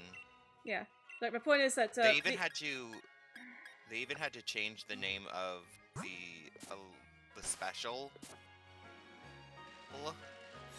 It was supposed to be Sophia the First in the Journey to Avalor, but the Elena series started airing before the special aired, so that's why they tacked on those scenes at the beginning and end with Elena and Naomi talking at the waterfall. When they aired the special on TV, people would be familiar with Naomi and be like, "Where is she in this?" When it's like. Well, my point is that they were really confused when they were trying to review the show. Sorry, I've been trying to get that out for a while. Well, no, because it's like you canonically, because it's like you have Dads and Daughters Day, and then after that is the episode. At least when it's on Disney Plus, it goes Dads and Daughters Day, and then it's another secret library, The Tale of the Noble Knight, and in The Tale of the Noble Knight, Sophia is visually like at one point wearing like. You see that the amulet has changed color. Yep. Like, it is now with that pinkish color that it is after she frees Elena. So it's like, okay, this episode is canonically supposed to take place after the Elena of Avalor special, but in when you're watching on Disney Plus, that episode is like episode 19, and then so you have episodes like 19 through 24, which canonically all are supposed to take place after the Elena special, but in the watch order, if you were to watch it in order of like how the episodes are numbered on Disney Plus, you'd watch all those episodes and then go back to watch, and then you'd watch the Elena special and be like, oh, this is why Sophia's amulet's a different color in those previous episodes, because this happened. So it's like in the show's timeline, it should go Dad's and Daughter's Day, and then Elena and the Secret of Avalor, and then the Noble Knight and everything that comes after. But nope. Because I believe the episodes are ordered in the way that they aired on TV. And there was some like shenanigans going on, and like the Elena show started airing before the Sophia the First Elena and the Secret of Avalor special aired on Disney Channel. So it's like you're watching. So it's like you watched Elena of Avalor already, and then finally the special comes out. It's like, okay, well, we know she's going to defeat Shuriken. We know Sophia's going to free Elena. We know everything's going to be okay. So thanks for ruining the tension, Disney. And like, if you're watching, say your first time watching Sophia the First is on Disney Plus, and you're watching season 3, and you watch Dad's and Daughter's Day, and then suddenly you're watching The Tale of the Noble Knight. If you don't already know about the Elena of Avalor, like stuff with Elena, you're gonna be like, why is Sophia's amulet pink now? And you're gonna wonder, and when did she get this new dress? And you're gonna watch like a handful of episodes of her with her amulet being pink, and her having this new dress. And there's also the scene in the opening where you actually see her old dress magically change into her new dress. And it's like, where was this? You're like, when did that happen? And then you're gonna watch the Elena special, and it's gonna explain all that, but you're gonna be like, so you're gonna be like, so this special takes place before a bunch of episodes I watched before getting to this one, to it? Huh? Like, yeah, it's not until the episode after the special that Sophia, like, actively mentions Elena and freeing her from her amulet. So it's like, it's more of like visuals in like episodes 19 through 24 that let you know like something significant happened, but nothing is like said. Mm-hmm. But it's still like, whenever I'm rewatching, I'm like, okay, Dad's and Daughter's Day, episode 18, season 3, episode 18, Dad's and Daughter's Day. And then I make sure it doesn't play because Disney Plus has that whole automatic countdown, play next episode thing, and I stop that from finishing and go to the list, list of all the episodes, and I'm like, okay, Dad's and Daughter's Day, skip down. Elena and the Secret of Avalor Part 1 play. And then I let those 3 episodes play, and then I go back and watch episode 19 through 24, and then we skip over the special and go to episode 28, which is like the Hexley Hall episode where she like... Yep. Where she discovers she now has the ability to turn herself into animals if she's looking at them. Yep. All she has to say, I wish I was blank. I wish I was a rabbit. Poof, rabbit. Bitch. And she's like, I wish I were myself. And then she's like, well, the amulet has been acting weird ever since I freed Princess Elena from it. And you're like,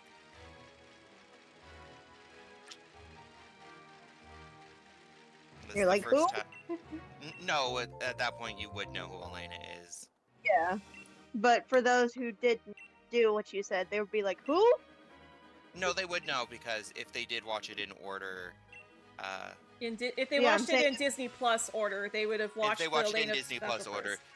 they would have watched Yeah. the Elena special right before watching the episode where Sophia like discovers her ability to turn herself into animals and that Elena gets mentioned multiple times by name. Mm-hmm. Yeah, like But then I said after that before, it's episode, like- they don't mention her again until the finale.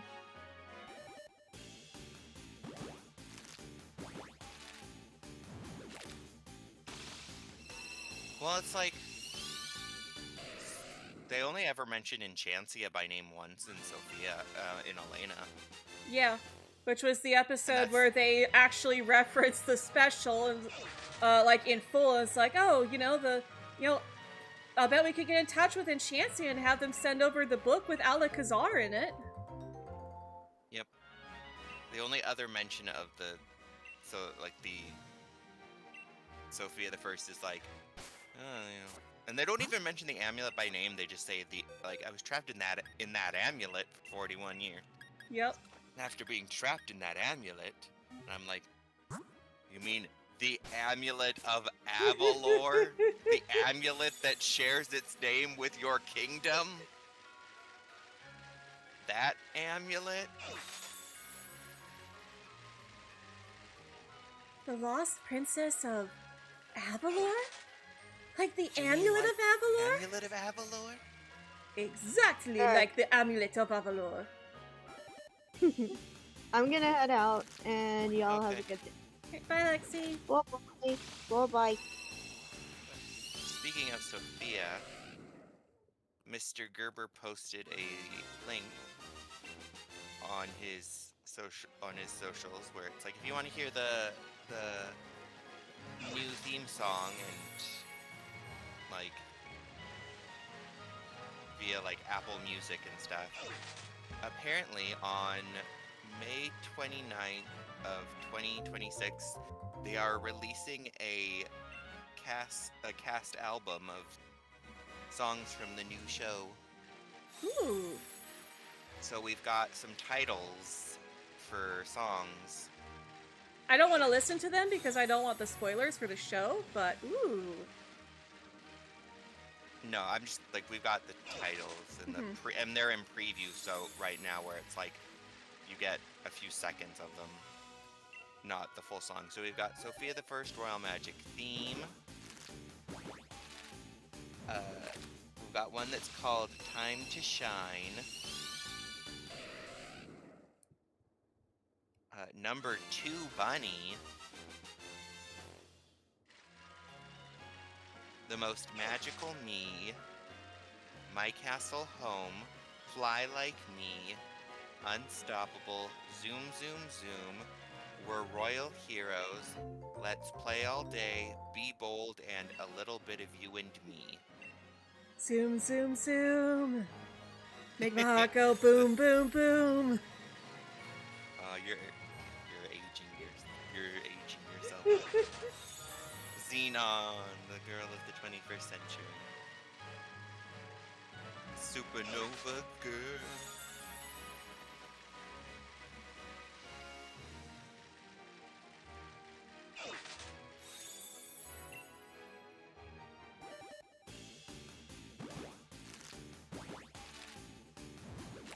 Zetus Lapidus.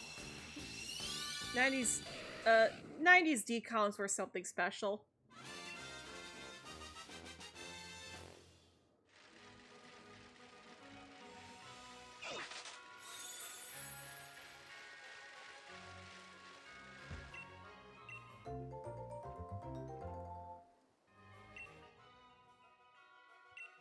Of course, it was the 2000s that gave us High School Musical. It says we have to let it go. Hello, Goomba, welcome. Happy Unicorn Day. Xenon, girl of the 21st century, came out in in the last year of the 20th century, 1999.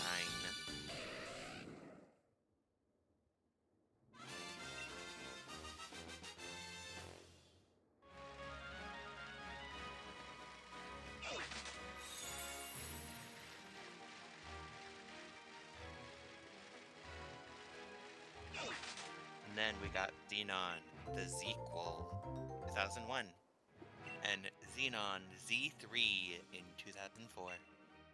You've been having fun with Champions? I'm probably not even gonna pick it up. The lack of solo mode and the fact that it's like so crunchy, especially on the Switch too. Like, they did not upscale the graphics at all. It looks so bad. And like I've seen some images and stuff.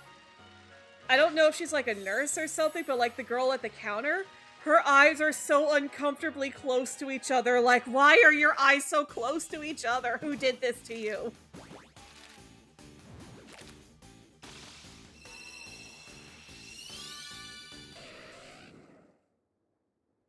It's like, yeah, it's not for me. I'm not into competitive. As a battle simulator, I thought it would have been nice. But, there's like, it's so... Apparently it's also like really broken.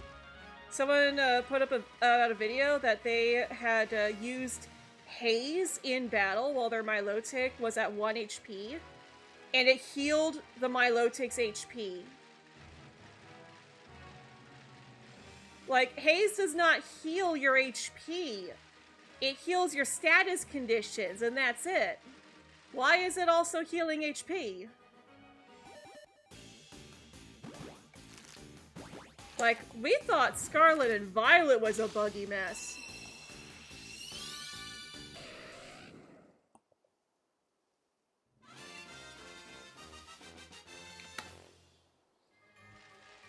Like, it's even got visual noise.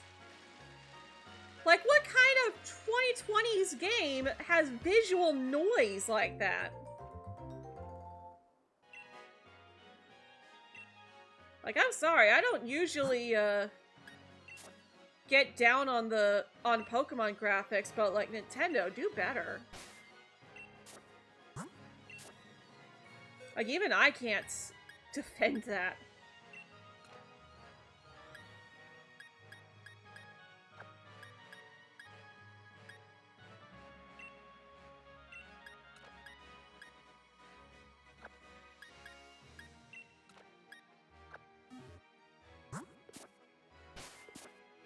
Yeah, I would have tried it out if it wasn't for the fact that there is no solo mode at all.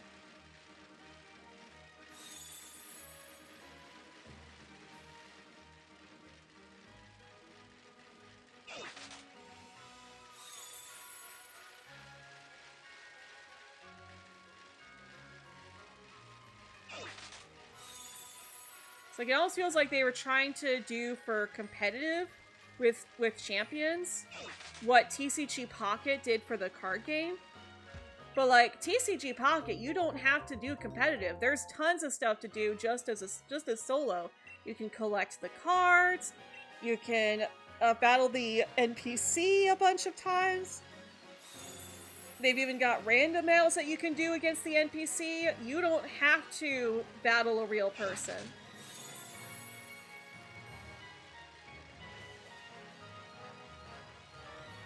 And that's what's kind of fun about it. But Champs is like, no, you have to play competitive. This game is, like, there is literally no other reason to get this game other than to battle other people. They did say they're doing maintenance to fix any issues that were found. Also, you did wish there was a solo mode too. Yeah. Like, the fact that there are so many bugs already.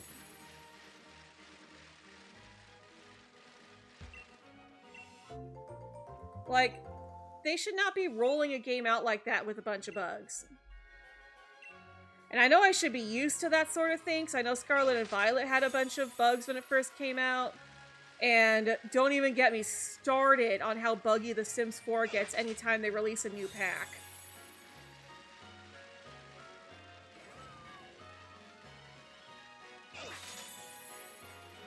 Which, by the way, if you didn't see the post that I made on Discord and also on my community page, Lil Simsy is working with a governor in Florida to try and stop the EA buyout with the Saudi Arabian government.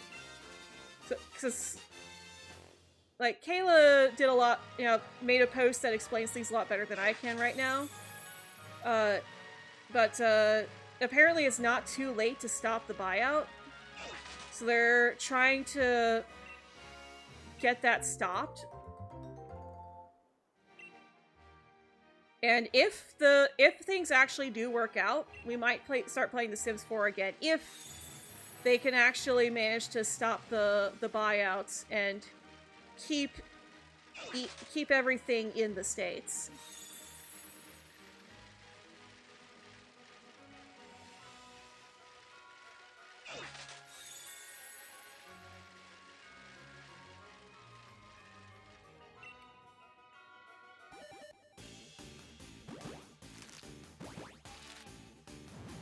Yeah, the fact that someone had a female Gallade is wild.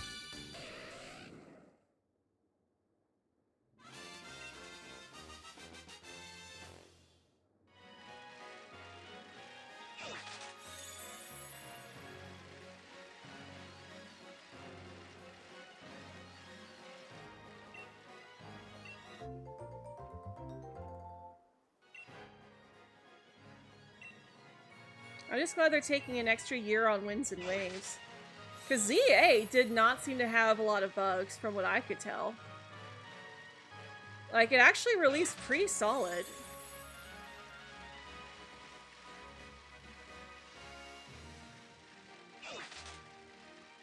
Oh, but the windows are flat textures. It still looks gorgeous.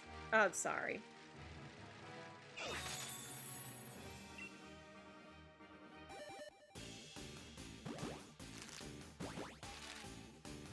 Weren't the windows being a flat texture like done just for like a game mechanic reason? I theorized that it was probably so that they would fit better with the borders of the zones. I don't think that was like actually confirmed or anything. But like the battle zones, the borders can go right up along the walls of the buildings.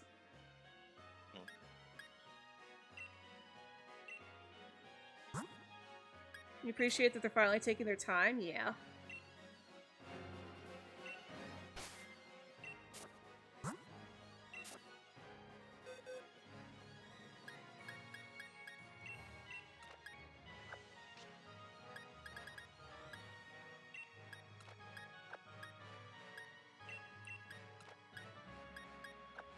There we go.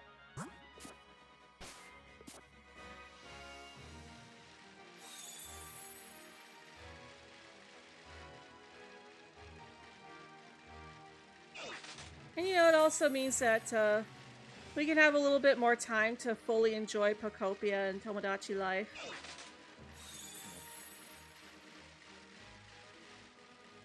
You love Pokemon Scarlet and barely found bugs herself, but dang, some of those glitches were rough. Yeah. Yeah, like, I never saw, like, the visual glitches. But I did notice the melting scenery. Which was like, yeah, that didn't look too great.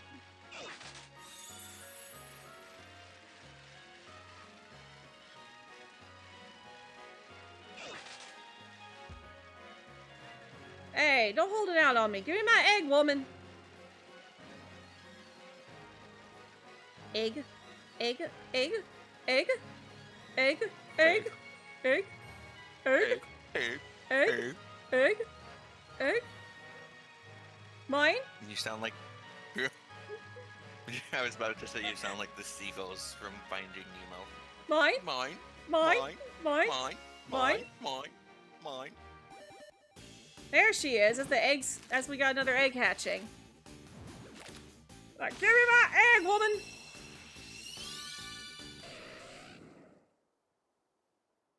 So you're happy Champions is getting your mind off another company that you're somewhat mad at?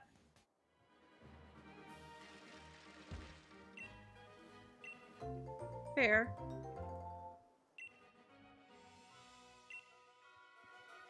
I'm just sitting here waiting for Tomodachi Life Living the Dream to come out. I told Fishy this the other day, but I had an idea for another Pokemon me that we could make. When we unlock custom clothing, make a me with like swirly Pikachu eyes, and then give him a yellow dress with dots on the stomach. It's like, be Mimikyu. And like the entire face would just be drawn on without any like actual me eyes, nose, or mouth or anything.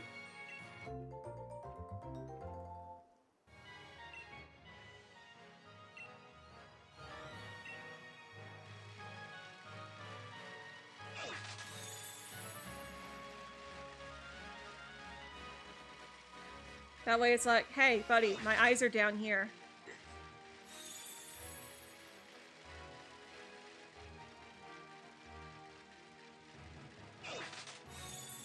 Making Mimikyu would be awesome. Yeah.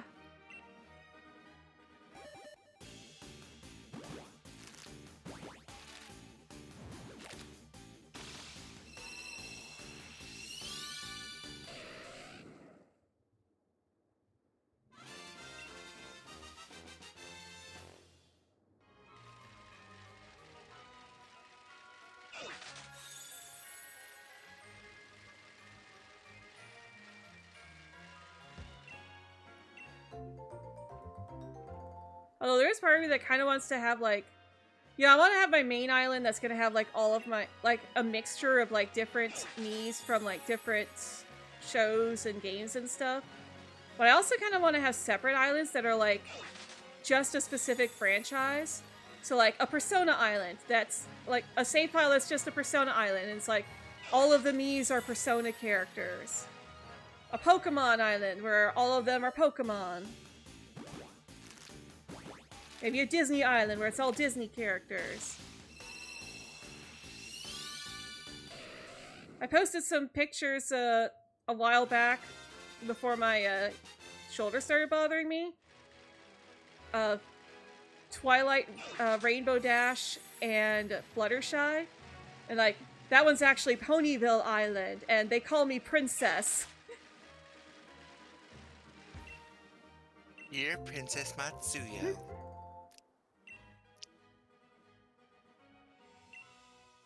I mean, it's kind of a joke in the fandom that the princesses are basically like, you know, deities. So it's like, oh, you're kind of like your Tomodachi's deity. You create the life that exists on the islands.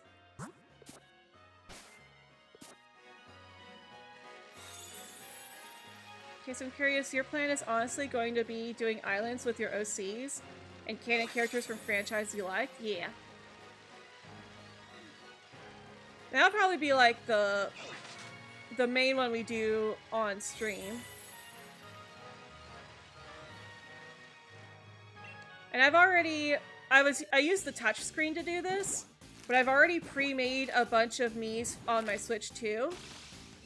So I'll just need to transport them into the game and then customize them a little bit more.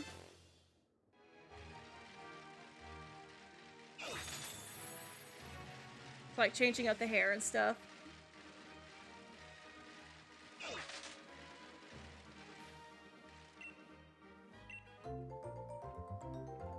Although, unfortunately, I did try to make Mona, and it didn't look good at all. Like the best, because the game treats face paint like a hovering overlay instead of it actually being on the face. So I couldn't just make the bottom half of Morgana's face white. So the only real way to really make him was to give him a white beard, and it did not look good, and it... Yeah, even elongating the eyes and stuff, it still felt a little too blackface and was really uncomfortable, and it's like, maybe it's better not to, and just make Morgana be a pet that follows Ren around. I also tried to make, like, the Phantom Thieves, and they're like, oh, that'd be fun to draw the masks on. And the masks would be, like, over the, like, under the eyes, so the eyes still, like, show up, and you can, and, like, you know, if they blink, it actually looks like they're blinking with the mask. But, since it doesn't go over the nose, it just didn't look good, and it's like, oh.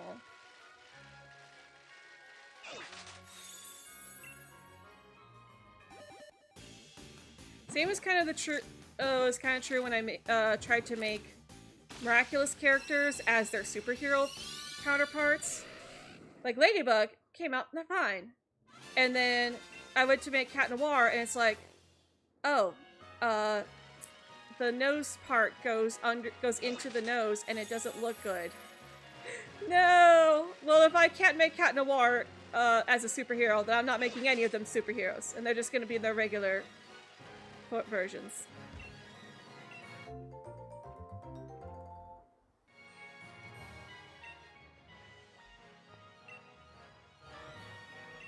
But who knows? Maybe we could do like the Persona Island as like a per Sunday series after we finish Strikers, maybe.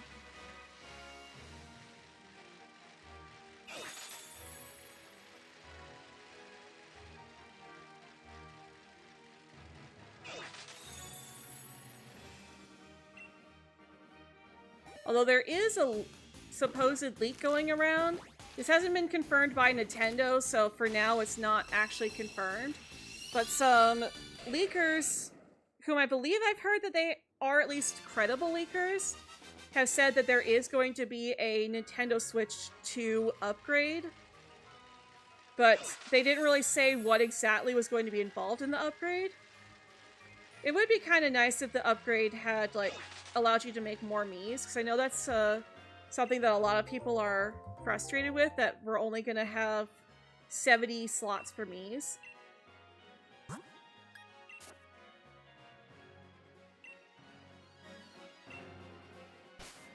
But, like, I think it kind of makes sense, because, you know, the Miis aren't going to be locked to their homes or apartments.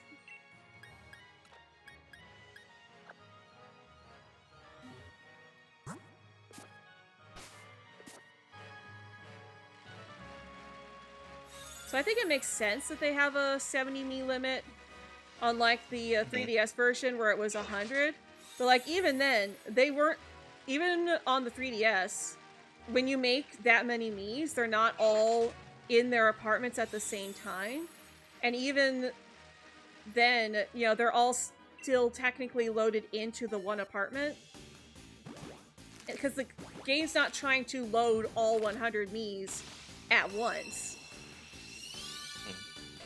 You know, maybe, you know, you're going to be looking into one room at a time, and maybe 2 other Miis will be visiting that Mii in their room, but that's still only 3 Miis that it's rendering at once.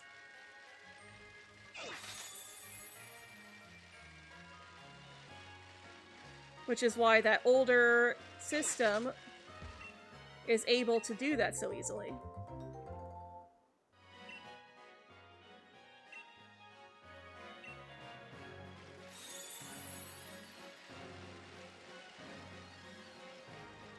But with Tomodachi Life Living the Dream, they're going to be wandering around the island and actually interacting with each other more, so it makes sense that they would need to limit that. Because even Pokopia does that. Pokopia will only have a specific number of Pokemon walking around town at once. So even if you've exceeded that number of Pokemon in town, they're not all going to be loaded into the area at once. Which is why the honey system is there, so that you can, if you need a specific Pokemon, you could just use the honey and draw it out if that Pokemon is not currently wandering the world.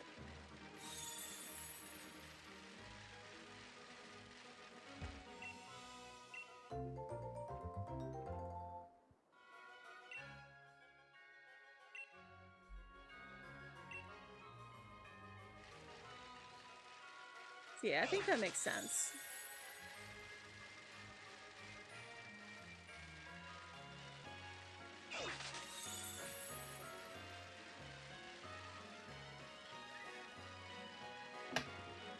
And Leo's got the zoomies.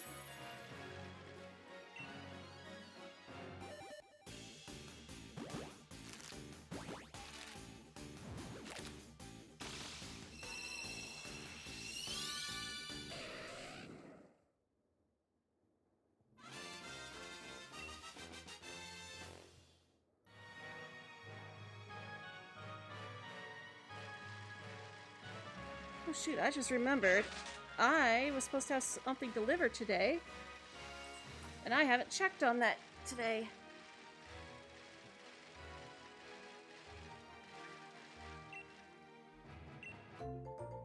Unless that's what you got the zoomies for, Leo. Did someone drop something off at the door?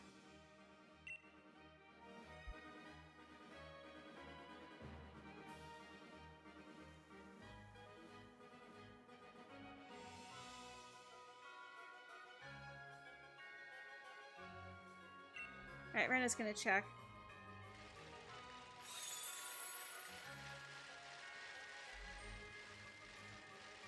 Long story short, I'm Leo's favorite tree, but his nails have wreaked havoc over my sleep shirt for such a long time that now I've got holes in the shirt and needed to replace it. And my replacement's supposed to be here today.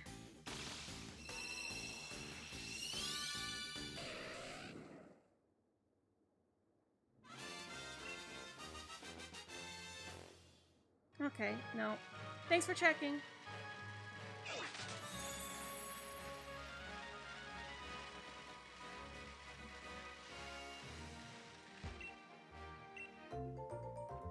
Although, yeah, I still need to figure out what happened to my mouse, because now I can't find my mouse. That's what I was gonna do, is I was gonna check my email.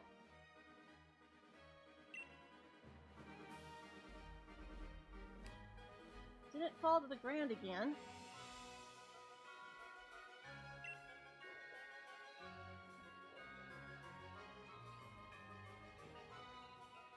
No, I don't see it.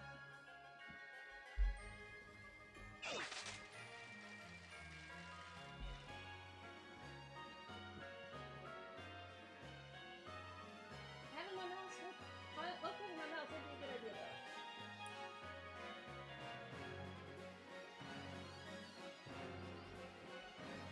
Ugh.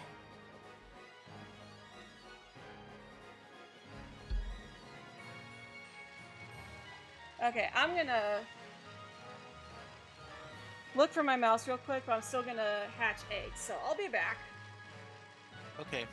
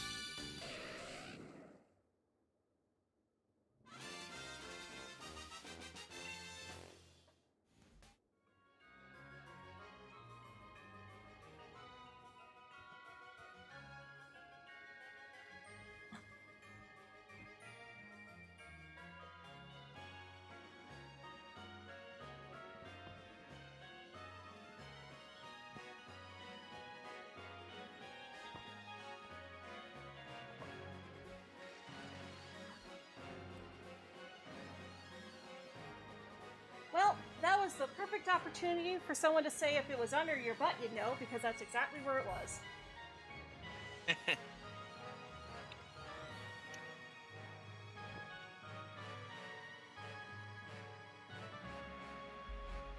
It was under the mattress, which is why I couldn't feel it there.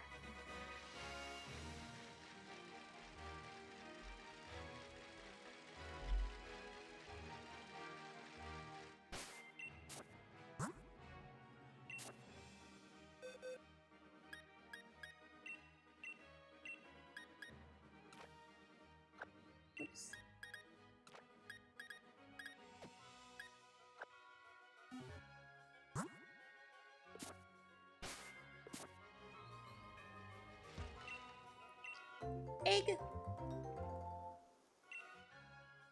Good luck with the Linton outbreak, Goomba.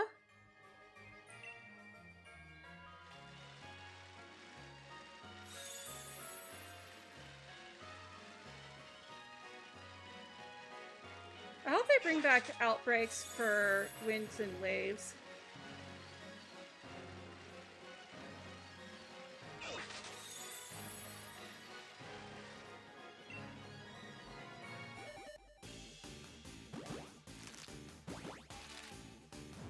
Outbreaks are great for shiny hunting.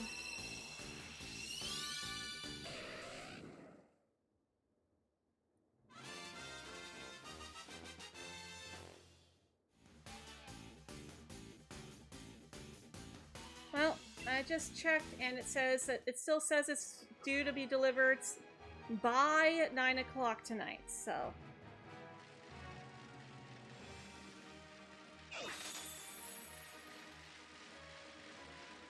Like, usually the post is here by now. Yeah, I'm honestly getting the exact same shirt as before. It's the Positively Perfect Kitty Noir shirts from my merch store.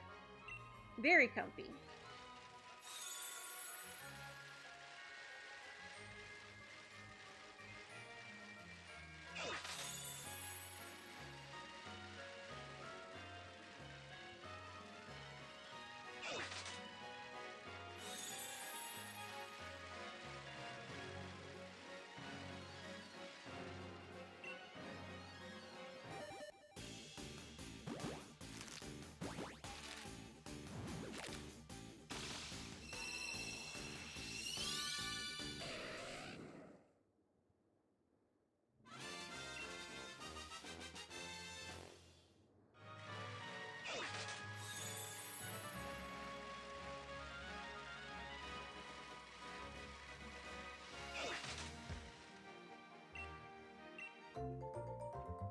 I just noticed something, a fun little detail on the bike. If you look where my trainer's legs are, it's kind of easier to see in motion. There's that red part under the, between the wheels. It's shaped like a rotom. Oh, yeah. I never noticed that before. That's a cool little detail.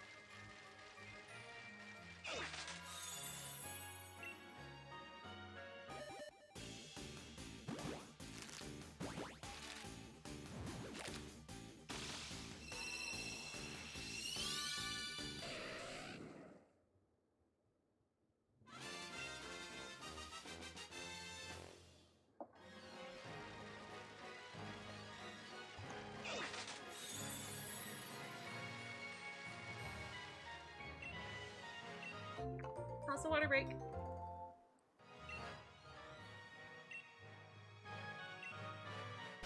Hey, Matsu. What? Do you know about the Prindle? Are you referring to the gear shift that says PRNDL? I'm not a child, but I know how to spell Prindle. It's not a thing that you spell, it's a gear shift. I don't remember the individual letters. The letters stand for park reverse, neutral, drive, and low. Stop yelling at me, you're stressing me out! You're confusing me with all this technical talk. I'm sorry. Just relax. Turn on the radio. Would you like or food? Be right back. Okay.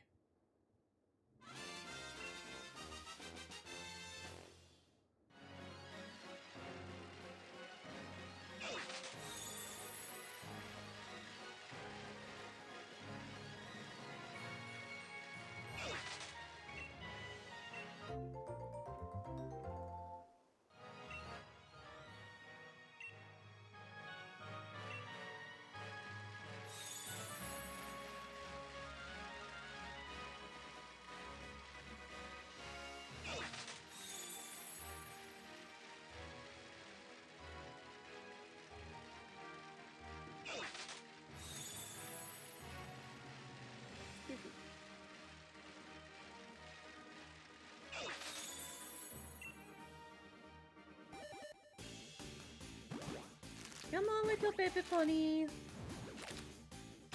My little pony, my little pony. Ah.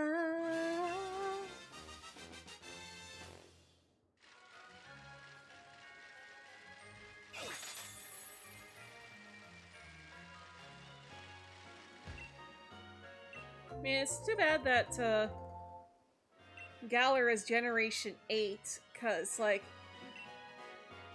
Well, actually, no, I take that back. I was gonna say it's too bad it's Generation 8, because that means that none of the Galarian forms are in Let's Go Pikachu and Eevee. But that would have meant that the only way to shiny hunt Galarian Ponyta would be through the trade mechanic, which is like full odds and cannot be affected by the shiny charm or anything.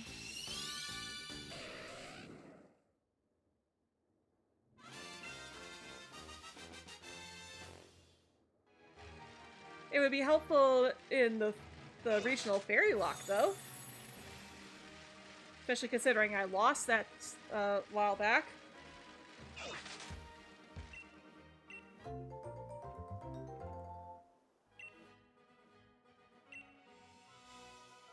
But, like, I really feel like it's important to start that in Let's Go Pikachu and Eevee. Because that's the only game where there's just no way to bring in your team from, like, the original games. Because, like, if we were... So, like, let's say we started in Let's Go and then we moved over to the Galar region next. What I could do is just bring my Pokemon over, breed them with a Ditto, and then and then hatch those eggs, and they all start at level 1. And it's like, okay, there's our Pokemon that we brought over from the original, from the last game. But there's no breeding in Let's Go, so that doesn't work.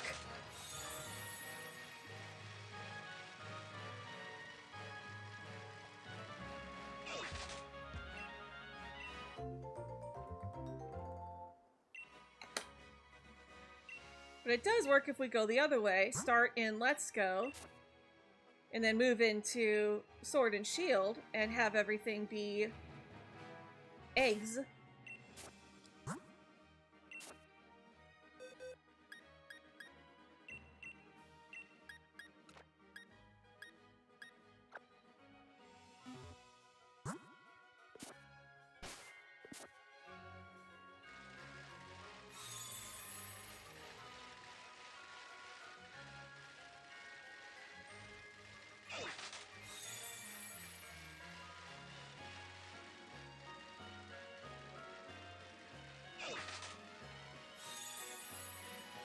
But hopefully when we do eventually get back to that, we'll have better luck.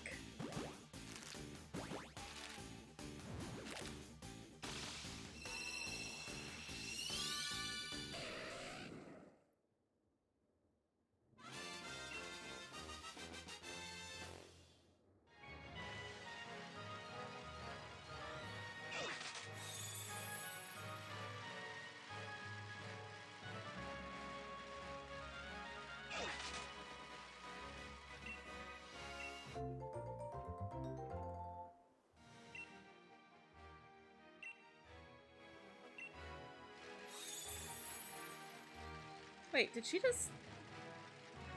Oh, she's already got another egg for me. Wow, okay. That was a lot faster than usual. I don't think I've ever seen that happen so fast.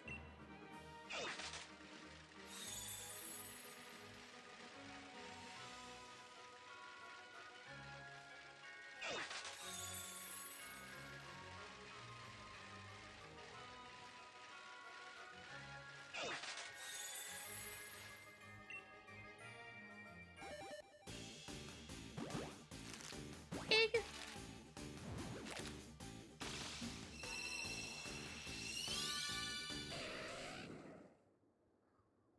It's funny, when Ponyta glows, it almost looks like it is shiny.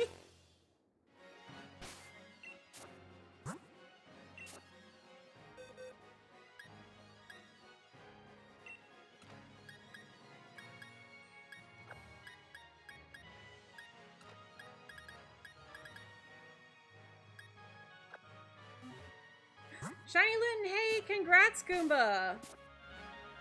Congrats on the Shiny Litten!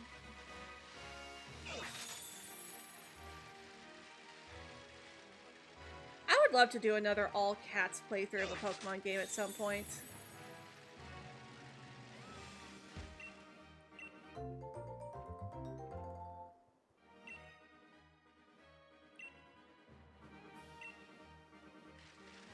I don't know if we'd be able to do that in Legend ZA or not. It's like, we've got Esper, and we've got Meowth, but I don't think we have Liepard or Glameow. And I know we don't have Sprigatito. But I think we'd probably be able to do it in Scarlet and Violet with all the DLC. Life Arc came with the DLC. Oh, it is? Okay.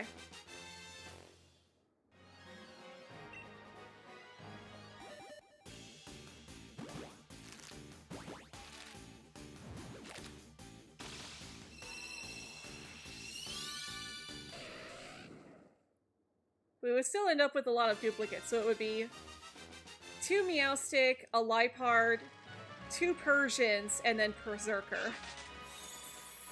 That would be our team. Cat. Yeah. Oops, all cats. Yeah. Let's talk about how it'd be fun to do another all cats playthrough of a Pokemon game at some point. Like we did in X and Y.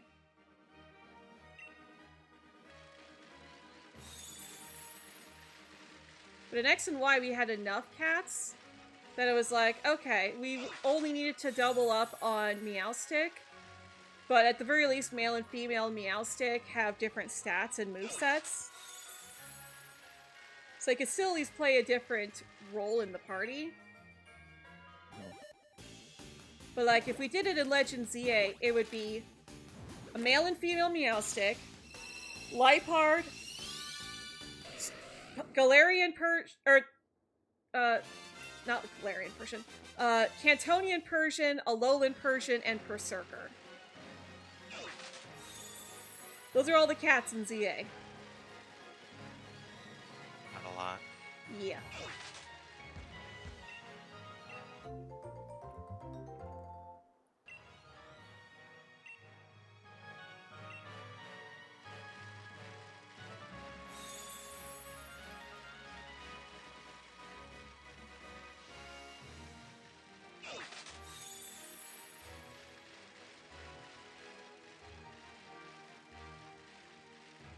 Although now that I'm thinking of it, I don't think there's really a lot of cats in Scarlet and Violet either. I know there's a lot of dogs.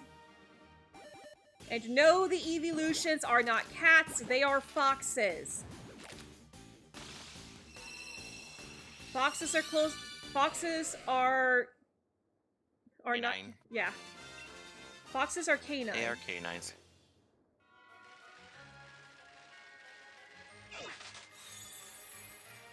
Ooh, but their ears stand up. Yeah, so do foxes. And some dog breeds.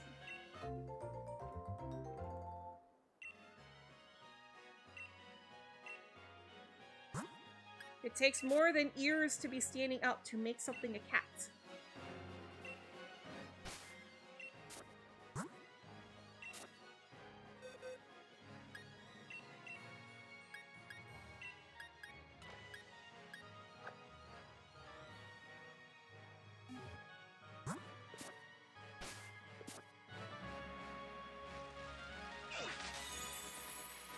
But Scarlet and Violet would have. Actually, no. I guess they did get a few more cats from the DLC. So Scarlet and Violet, we would have Sprigatito. We would have the 3 different forms of Meowth. We have Litten, and we have the Esper line, both from the Blueberry Academy DLC.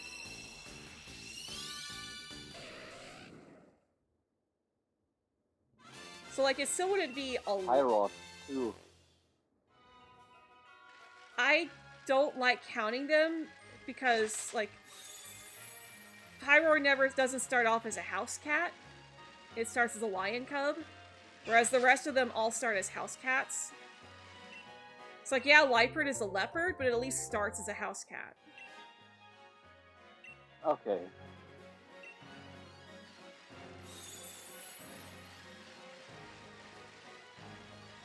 Because then you would also be counting Shinx, too, because it's a lion.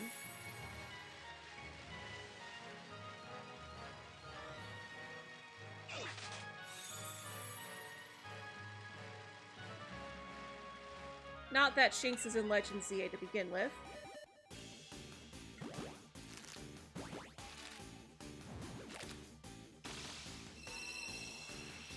No, only Pyro.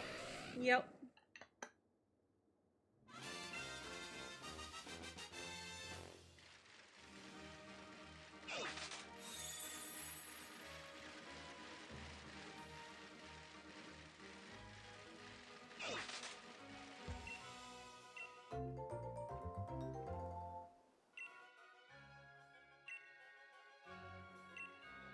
Although I will say this, if we did it in the Sun and Moon games, then it would basically just be, you know, the same Pokemon that we had access to in X and Y, but with the addition of Litten.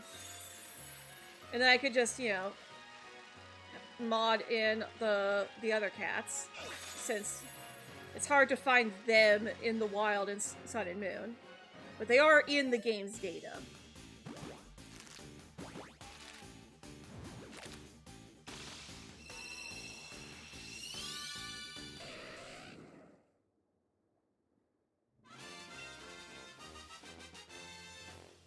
Although I could kind of see swapping out the totem Pokemon that you get from Professor Samson Oak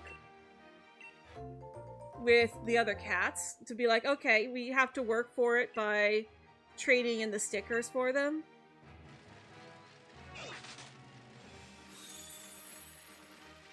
But I also think it would work better to just like the ones that you can't normally find in the wild in Sun and Moon, just mod them into other routes.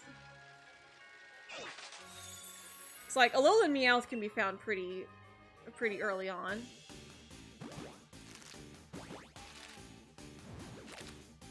But I don't think there's any NPCs that will trade you a Cantonian Meowth for your Alolan Meowth. That's even if we wanted to go the route of having a Cantonian Meowth. It's like, oh, we already have the Alolan Meowth. It's like, we already have Persian.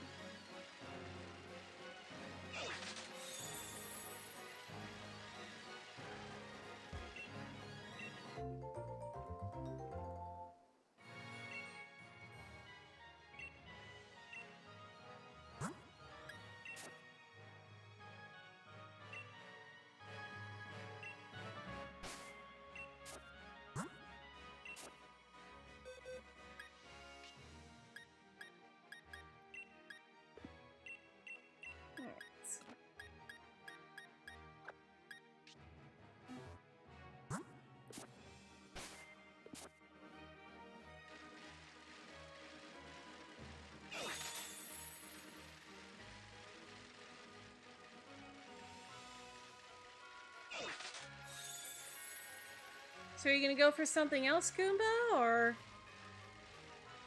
are you good now that you got your goal?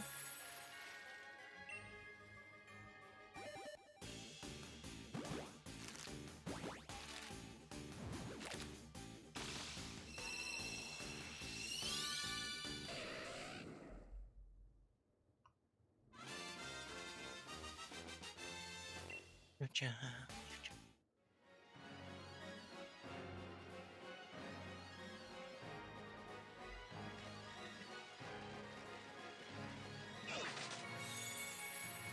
I try to stay the situation, then I end up misbehaving. Oh. Say everything now. Every breakdown. Hey, come on, ride with rain now. If you're straight now, everything's gonna change now. It's well, that's so Raven. It's the future I can see. Oh, Raven. So mysterious to me, yeah. That's so Raven. It's the future I can see. It's So Raven. mysterious to me, yeah. Yep, that's me.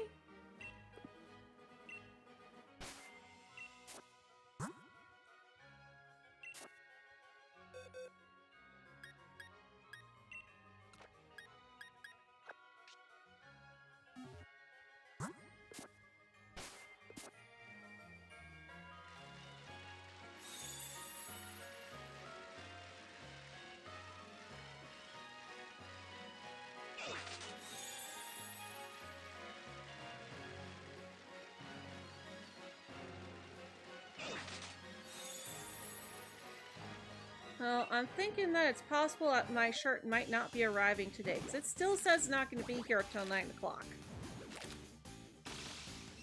And, like, I don't think the post actually runs that late. It depends if it's an independent postal company delivering. No, USPS. Hmm. Yeah, usually standard post doesn't deliver that late, so. On the edge of some wonderful to face it. So yeah, hopefully it'll be here tomorrow.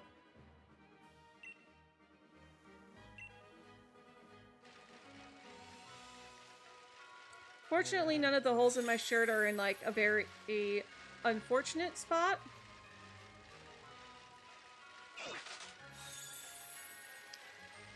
But, I do think that's, like, one of the main reasons why that burn that I had on my stomach was as bad as it was because my shirt wasn't completely covering my stomach, and that's where the burns really were right where the holes in my shirt were. Like, the big holes. Ah.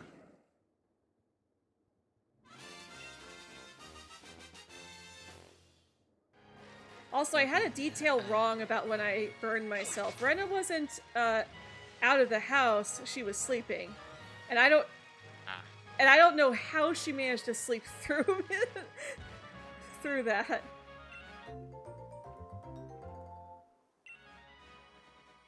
There's life is up and down, but trust me, it comes back around. You're gonna love who you turn out to be. Hang in there, baby. Oh yeah, that reminds me of some interesting Disney Channel trivia I heard earlier today. I forget which country it is, but, like, apparently there was a specific country where, unlike the rest of the world, where they would normally just, like, dub over Disney Channel shows to air them in other countries, in this country yeah, India. It was in India. Yeah. In India, they completely remade some of the shows. They did, like, a Indian version of Sweet Life of Zack and Cody. I think Good Luck Charlie. Good Luck Charlie. Shake It Up, but it was with two boys. Shake It Up, Jesse. Yep. And then eventually Disney Channel realized that, like, no, the people just wanted the original. Just dub it. Don't make country exclusive. Oh wait, so people don't like it when we remake our own stuff? Well, okay, we'll stop remaking our shows, but don't really, maybe we should try doing the exact same thing, but with our animated movies, and we'll just make them live action. That's a little different, but yeah. I'm still, like, I can understand, okay, if a movie is, like, 30 years old, and you want to introduce, like, some new concepts to a remake of it, yeah, that's fine. But when a movie's, like, just 10 years old... Moana does not need a remake. And I'm like, looking at you, live action Moana, I'm like, did we really? It's like, Moana only, it's like, Moana, the original Moana only turns 10 this year. It came out in 2016. It is just hitting double digits in terms of how old it is, this feels too soon for a remake. Mm-hmm.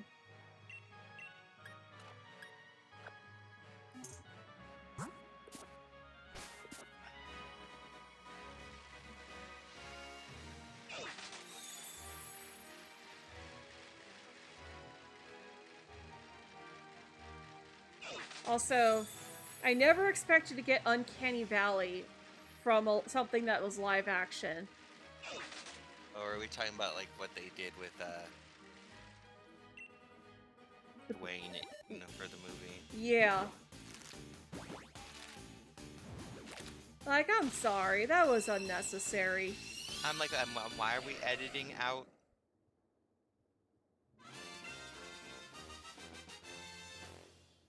Like, men have them. Get over it. Men have those on their chest. And it's like really weird that they decided to do this because it's like you have also given these to some of your animated men. Not all of them. But like King Triton has them. Li Shang has them, and the shirt scenes when he's shirtless in Mulan. I'm just like,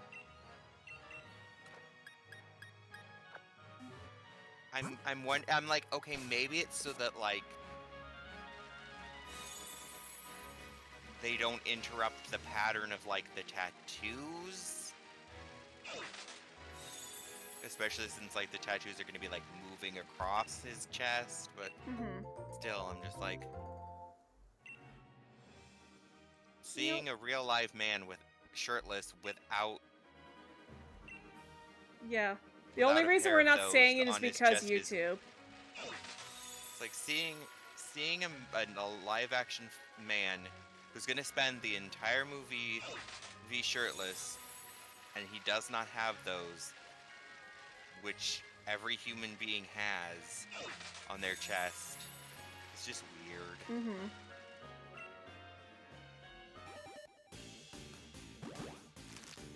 Anyway, back to what I was doing. Listening to someone's personal top 25 Disney Channel live action theme songs. Hannah Montana is number 1. Of course. You got the limo way out front. Whoa, how the styles, every shoe, every color. Yeah, when you're famous, it can be kind of fun. Yeah, it's really you, but no one ever discovers.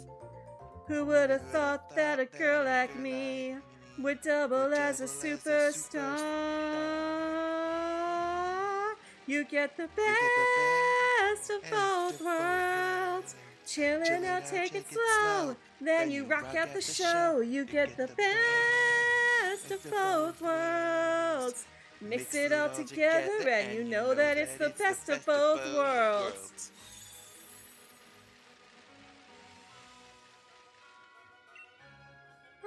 Classic. I can't believe it's 20.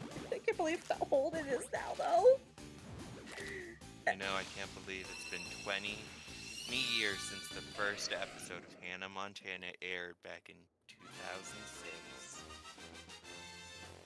I still remember little kids being impressed that I knew Hannah Montana songs, and they started calling me Miss Miley because I would sing Hannah Montana for them. Miss Miley, sing Hannah Montana!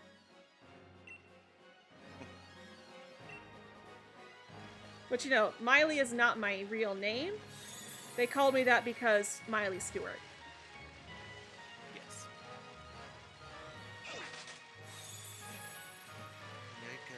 It's raining and it's Monday. It looks like one of those stuff days. Time's up, early again, so out the door. Sometimes we like running, and we'll do like jumping. Let's go head out and hit the dance floor.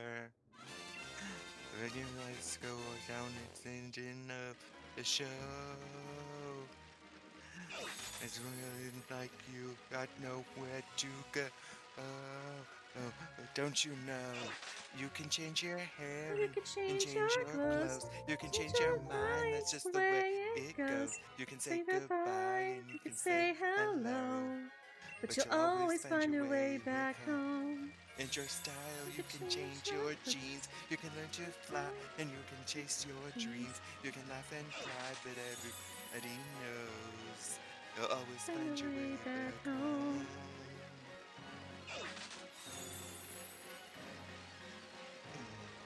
Your best friends, your little hometown are waiting up wherever you go now.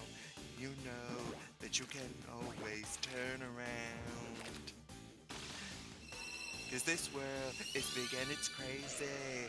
And this girl is thinking that maybe this life is what some people dream about. 'Cause when I'm feeling down and I'm all alone, I've always got a place where I can go. 'Cause I know you can change your hair and you can change your clothes. You can change your mind, that's just the way it goes. You can say goodbye and you can say hello, but you'll always find your way back home.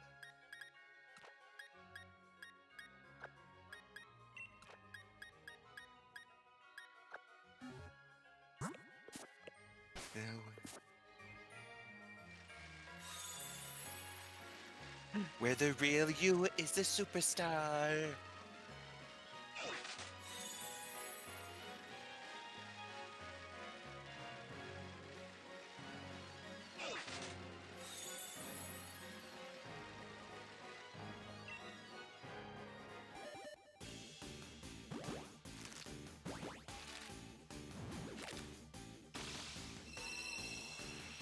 Yeah, I will say this though. Even though I've not made every single character from any of the other shows and stuff that I want to add to my island in Tomodachi Life, I have made every single party member from Persona 3, 4, and 5, along Nice. with Dojima, Nanako, and Sojiro. Big bro. Big bro! And I will actually be adding Nanako because I can assign her dating preferences to none, so that nobody is trying to flirt with Nanako. That's a nice feature, yeah. Yes.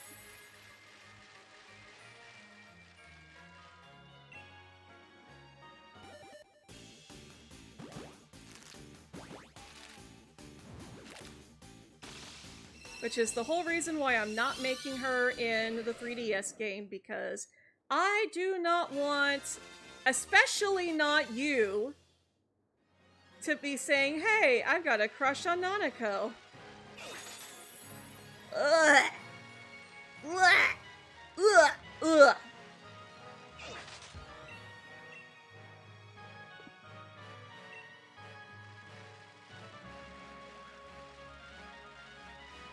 Although, I am planning on, it's like, for the most part, if a character is, like, only shown to have, like, a specific kind of sexuality, I do plan on honoring that for the most part.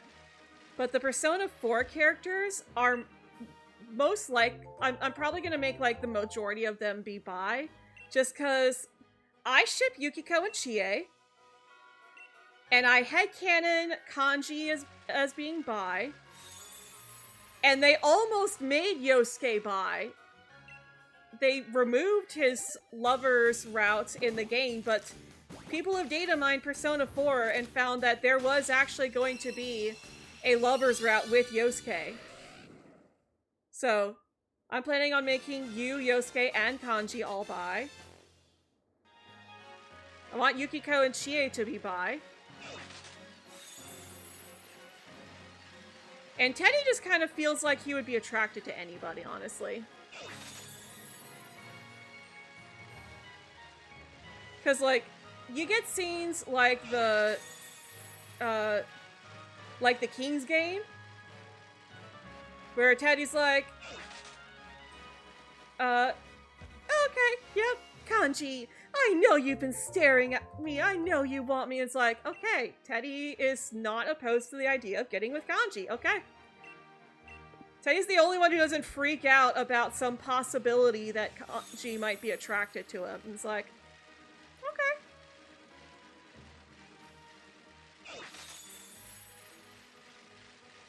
Good on Teddy for not being homophobic. Unlike Yosuke, whom a lot of the fandom likes to headcanon that, you know, he is bi, but he's, like, projecting. Which doesn't make it okay, but it's like...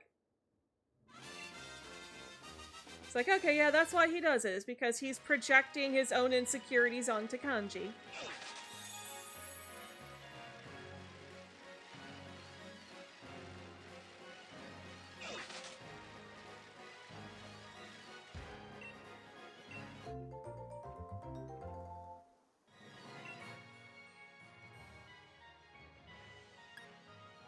At that point, Naoto would kind of be the only one left out. It's like, okay, might as well make Naoto bi too.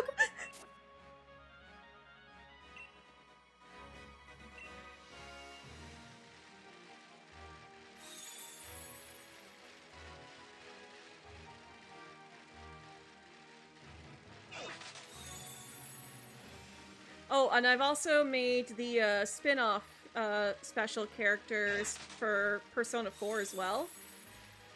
So I've also made Zen and Rei, and I've made Labris. And I've also made Hikari too. I have not made Sai, I've not made Toshiro.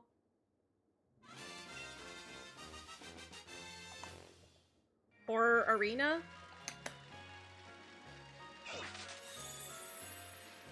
But I did make Zenrei, Hikari, and Labris.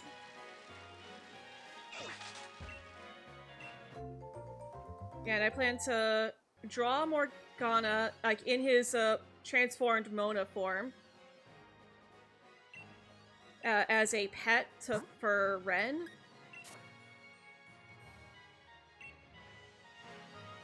Anyway, and I also plan to do the same for Koromaru, but I plan to, you know, actually make him look like a dog. And he'll probably be a pet for Ken.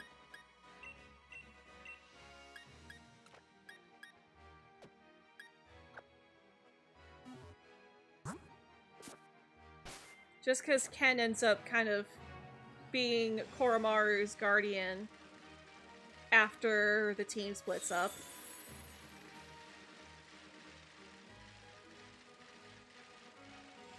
And in Persona 4 Arena Ultimax, they're also essentially the same playable character.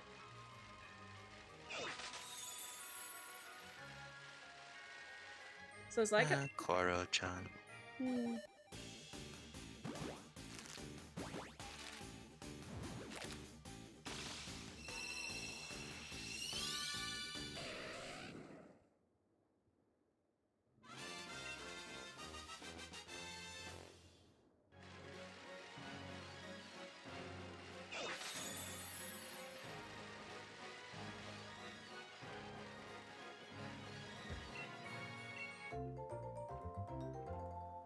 But I'll probably end up doing that in handheld mode. So it'll be easier.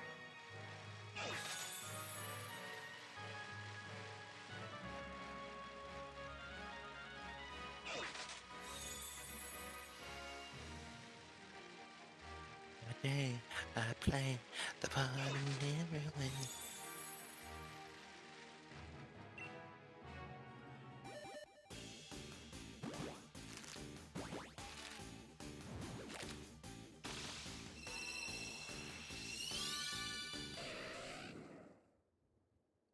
Yeah, I've also made a bunch of My Little Pony characters too. I made the main 6. I made Starlight. I made Big Macintosh, Granny Smith, Apple Bloom, and the other CMC. And I also made Princesses Celestia and Luna.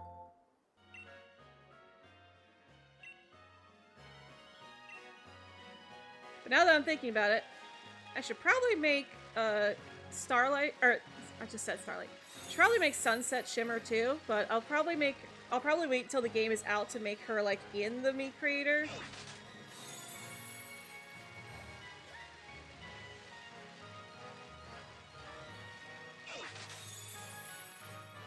It's like, honestly, Starlight looks kind of weird having monotone hair. Or monocolor hair.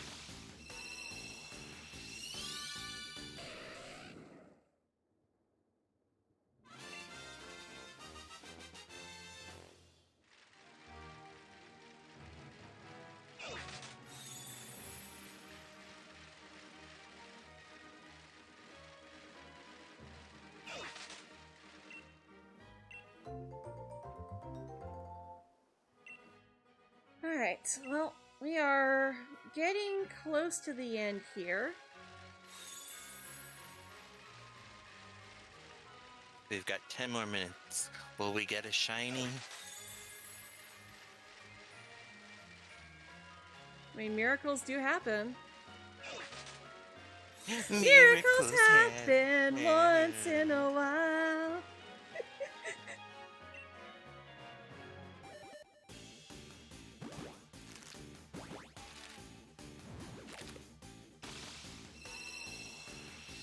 See, I knew you were gonna start singing, and I knew you knew that I was gonna start singing.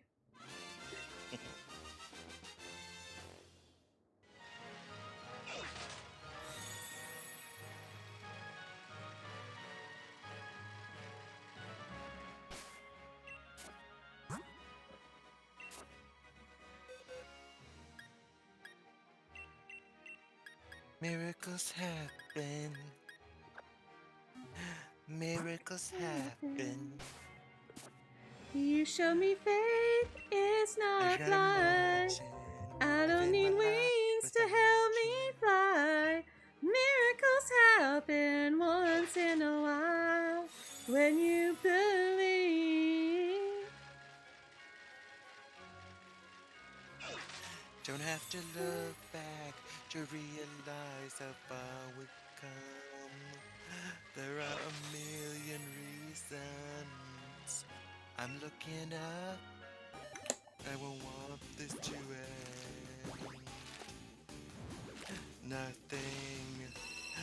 Nothing should ever bring you down. Nothing should ever bring you The down. ring that goes around will come around. Johnny's pain is not blind. I don't need wings to help me fly. Miracles happen once in a while when you believe. And if dreams Come to life, like taking a chance on us you was right. Miracles happen once in a while when you believe. Animal. There is no question, we found the missing pieces. Our picture is completed. It's falling into place. It's falling into place. This is the moment you and I are looking up. Everyone is watching over us. Get me close, closer to you every day. I'm a foot. Oh. What, do you like our singing? You broke my glasses. You broke my brush.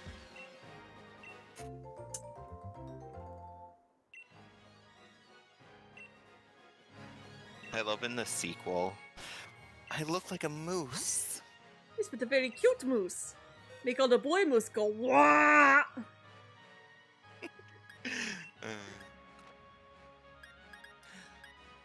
As if I wasn't a freak enough already. Hey, let's add a tiara. Well,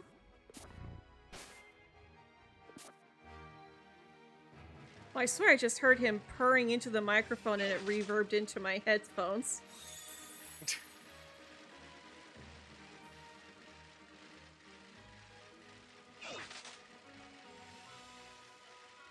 He's like, Mama, it's that time.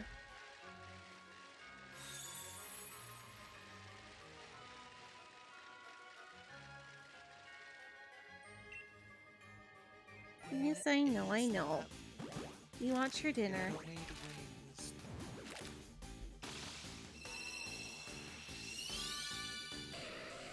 Oh, and there he goes again.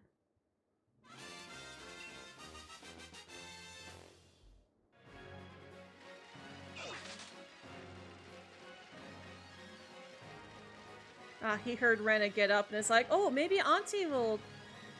It's like, jeez, Leo, it's like 6 minutes. 5 minutes. 5 more minutes, Mom! Jeez! 5 more minutes! 5 more minutes. Might as well be an eternity. Mama said she'll feed me eventually, but I don't want it eventually. I want it now!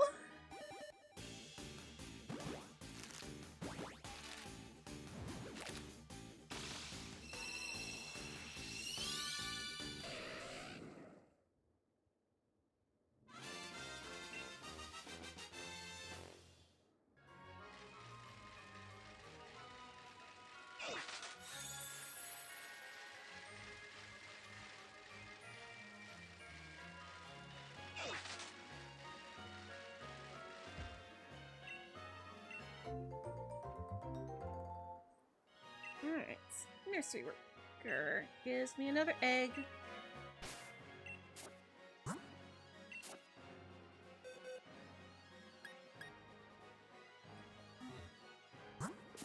And I'll hatch another egg and then fill in those slots.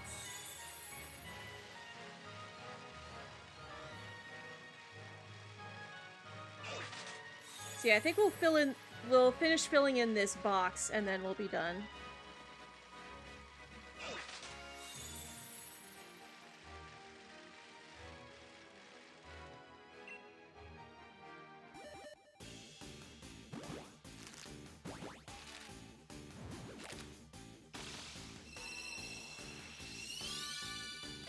It's crazy. What? We finish each other's Sandwiches. That's what I was gonna say.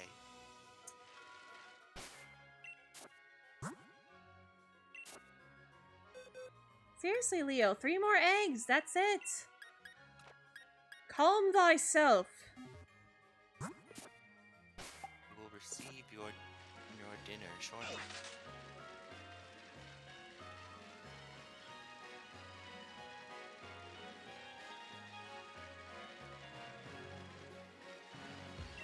Thou must calmest thy fits. Yes, I said fits. Because I'm not saying the other word on YouTube.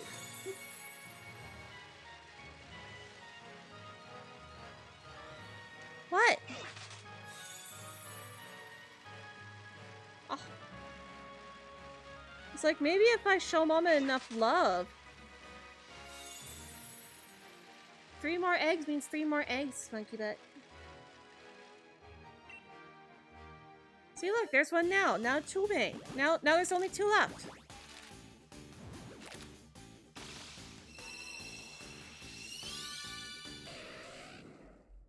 Leo. Please don't mute the microphone. He actually muted it and then unmuted it immediately. It's like, okay. Still.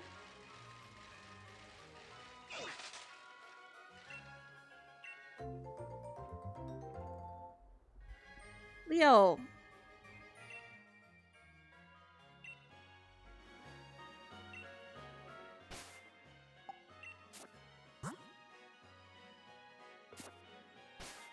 Just these 2 eggs, okay?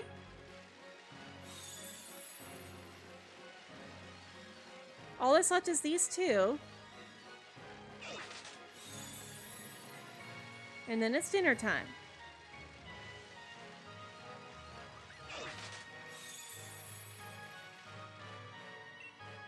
See, look, there's one now.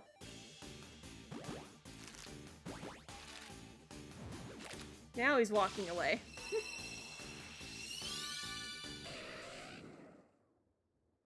Alright, one more egg. Will this last one be shiny?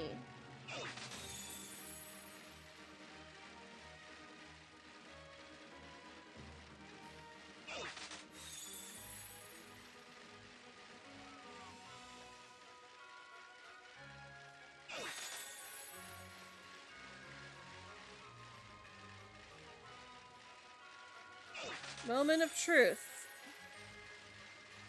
Will we get the shiny horse today?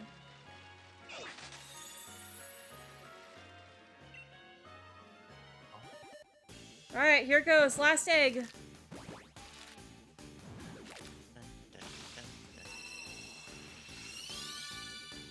Aw, no shiny. No shiny. Alright. Well, we had fun. That's what matters. So, tomorrow, we get the high bounties for the bounty hunt. So, we will see what is available to hunt tomorrow. Until then, thank you all for joining us today, and as always, I hope you all have a very magical day.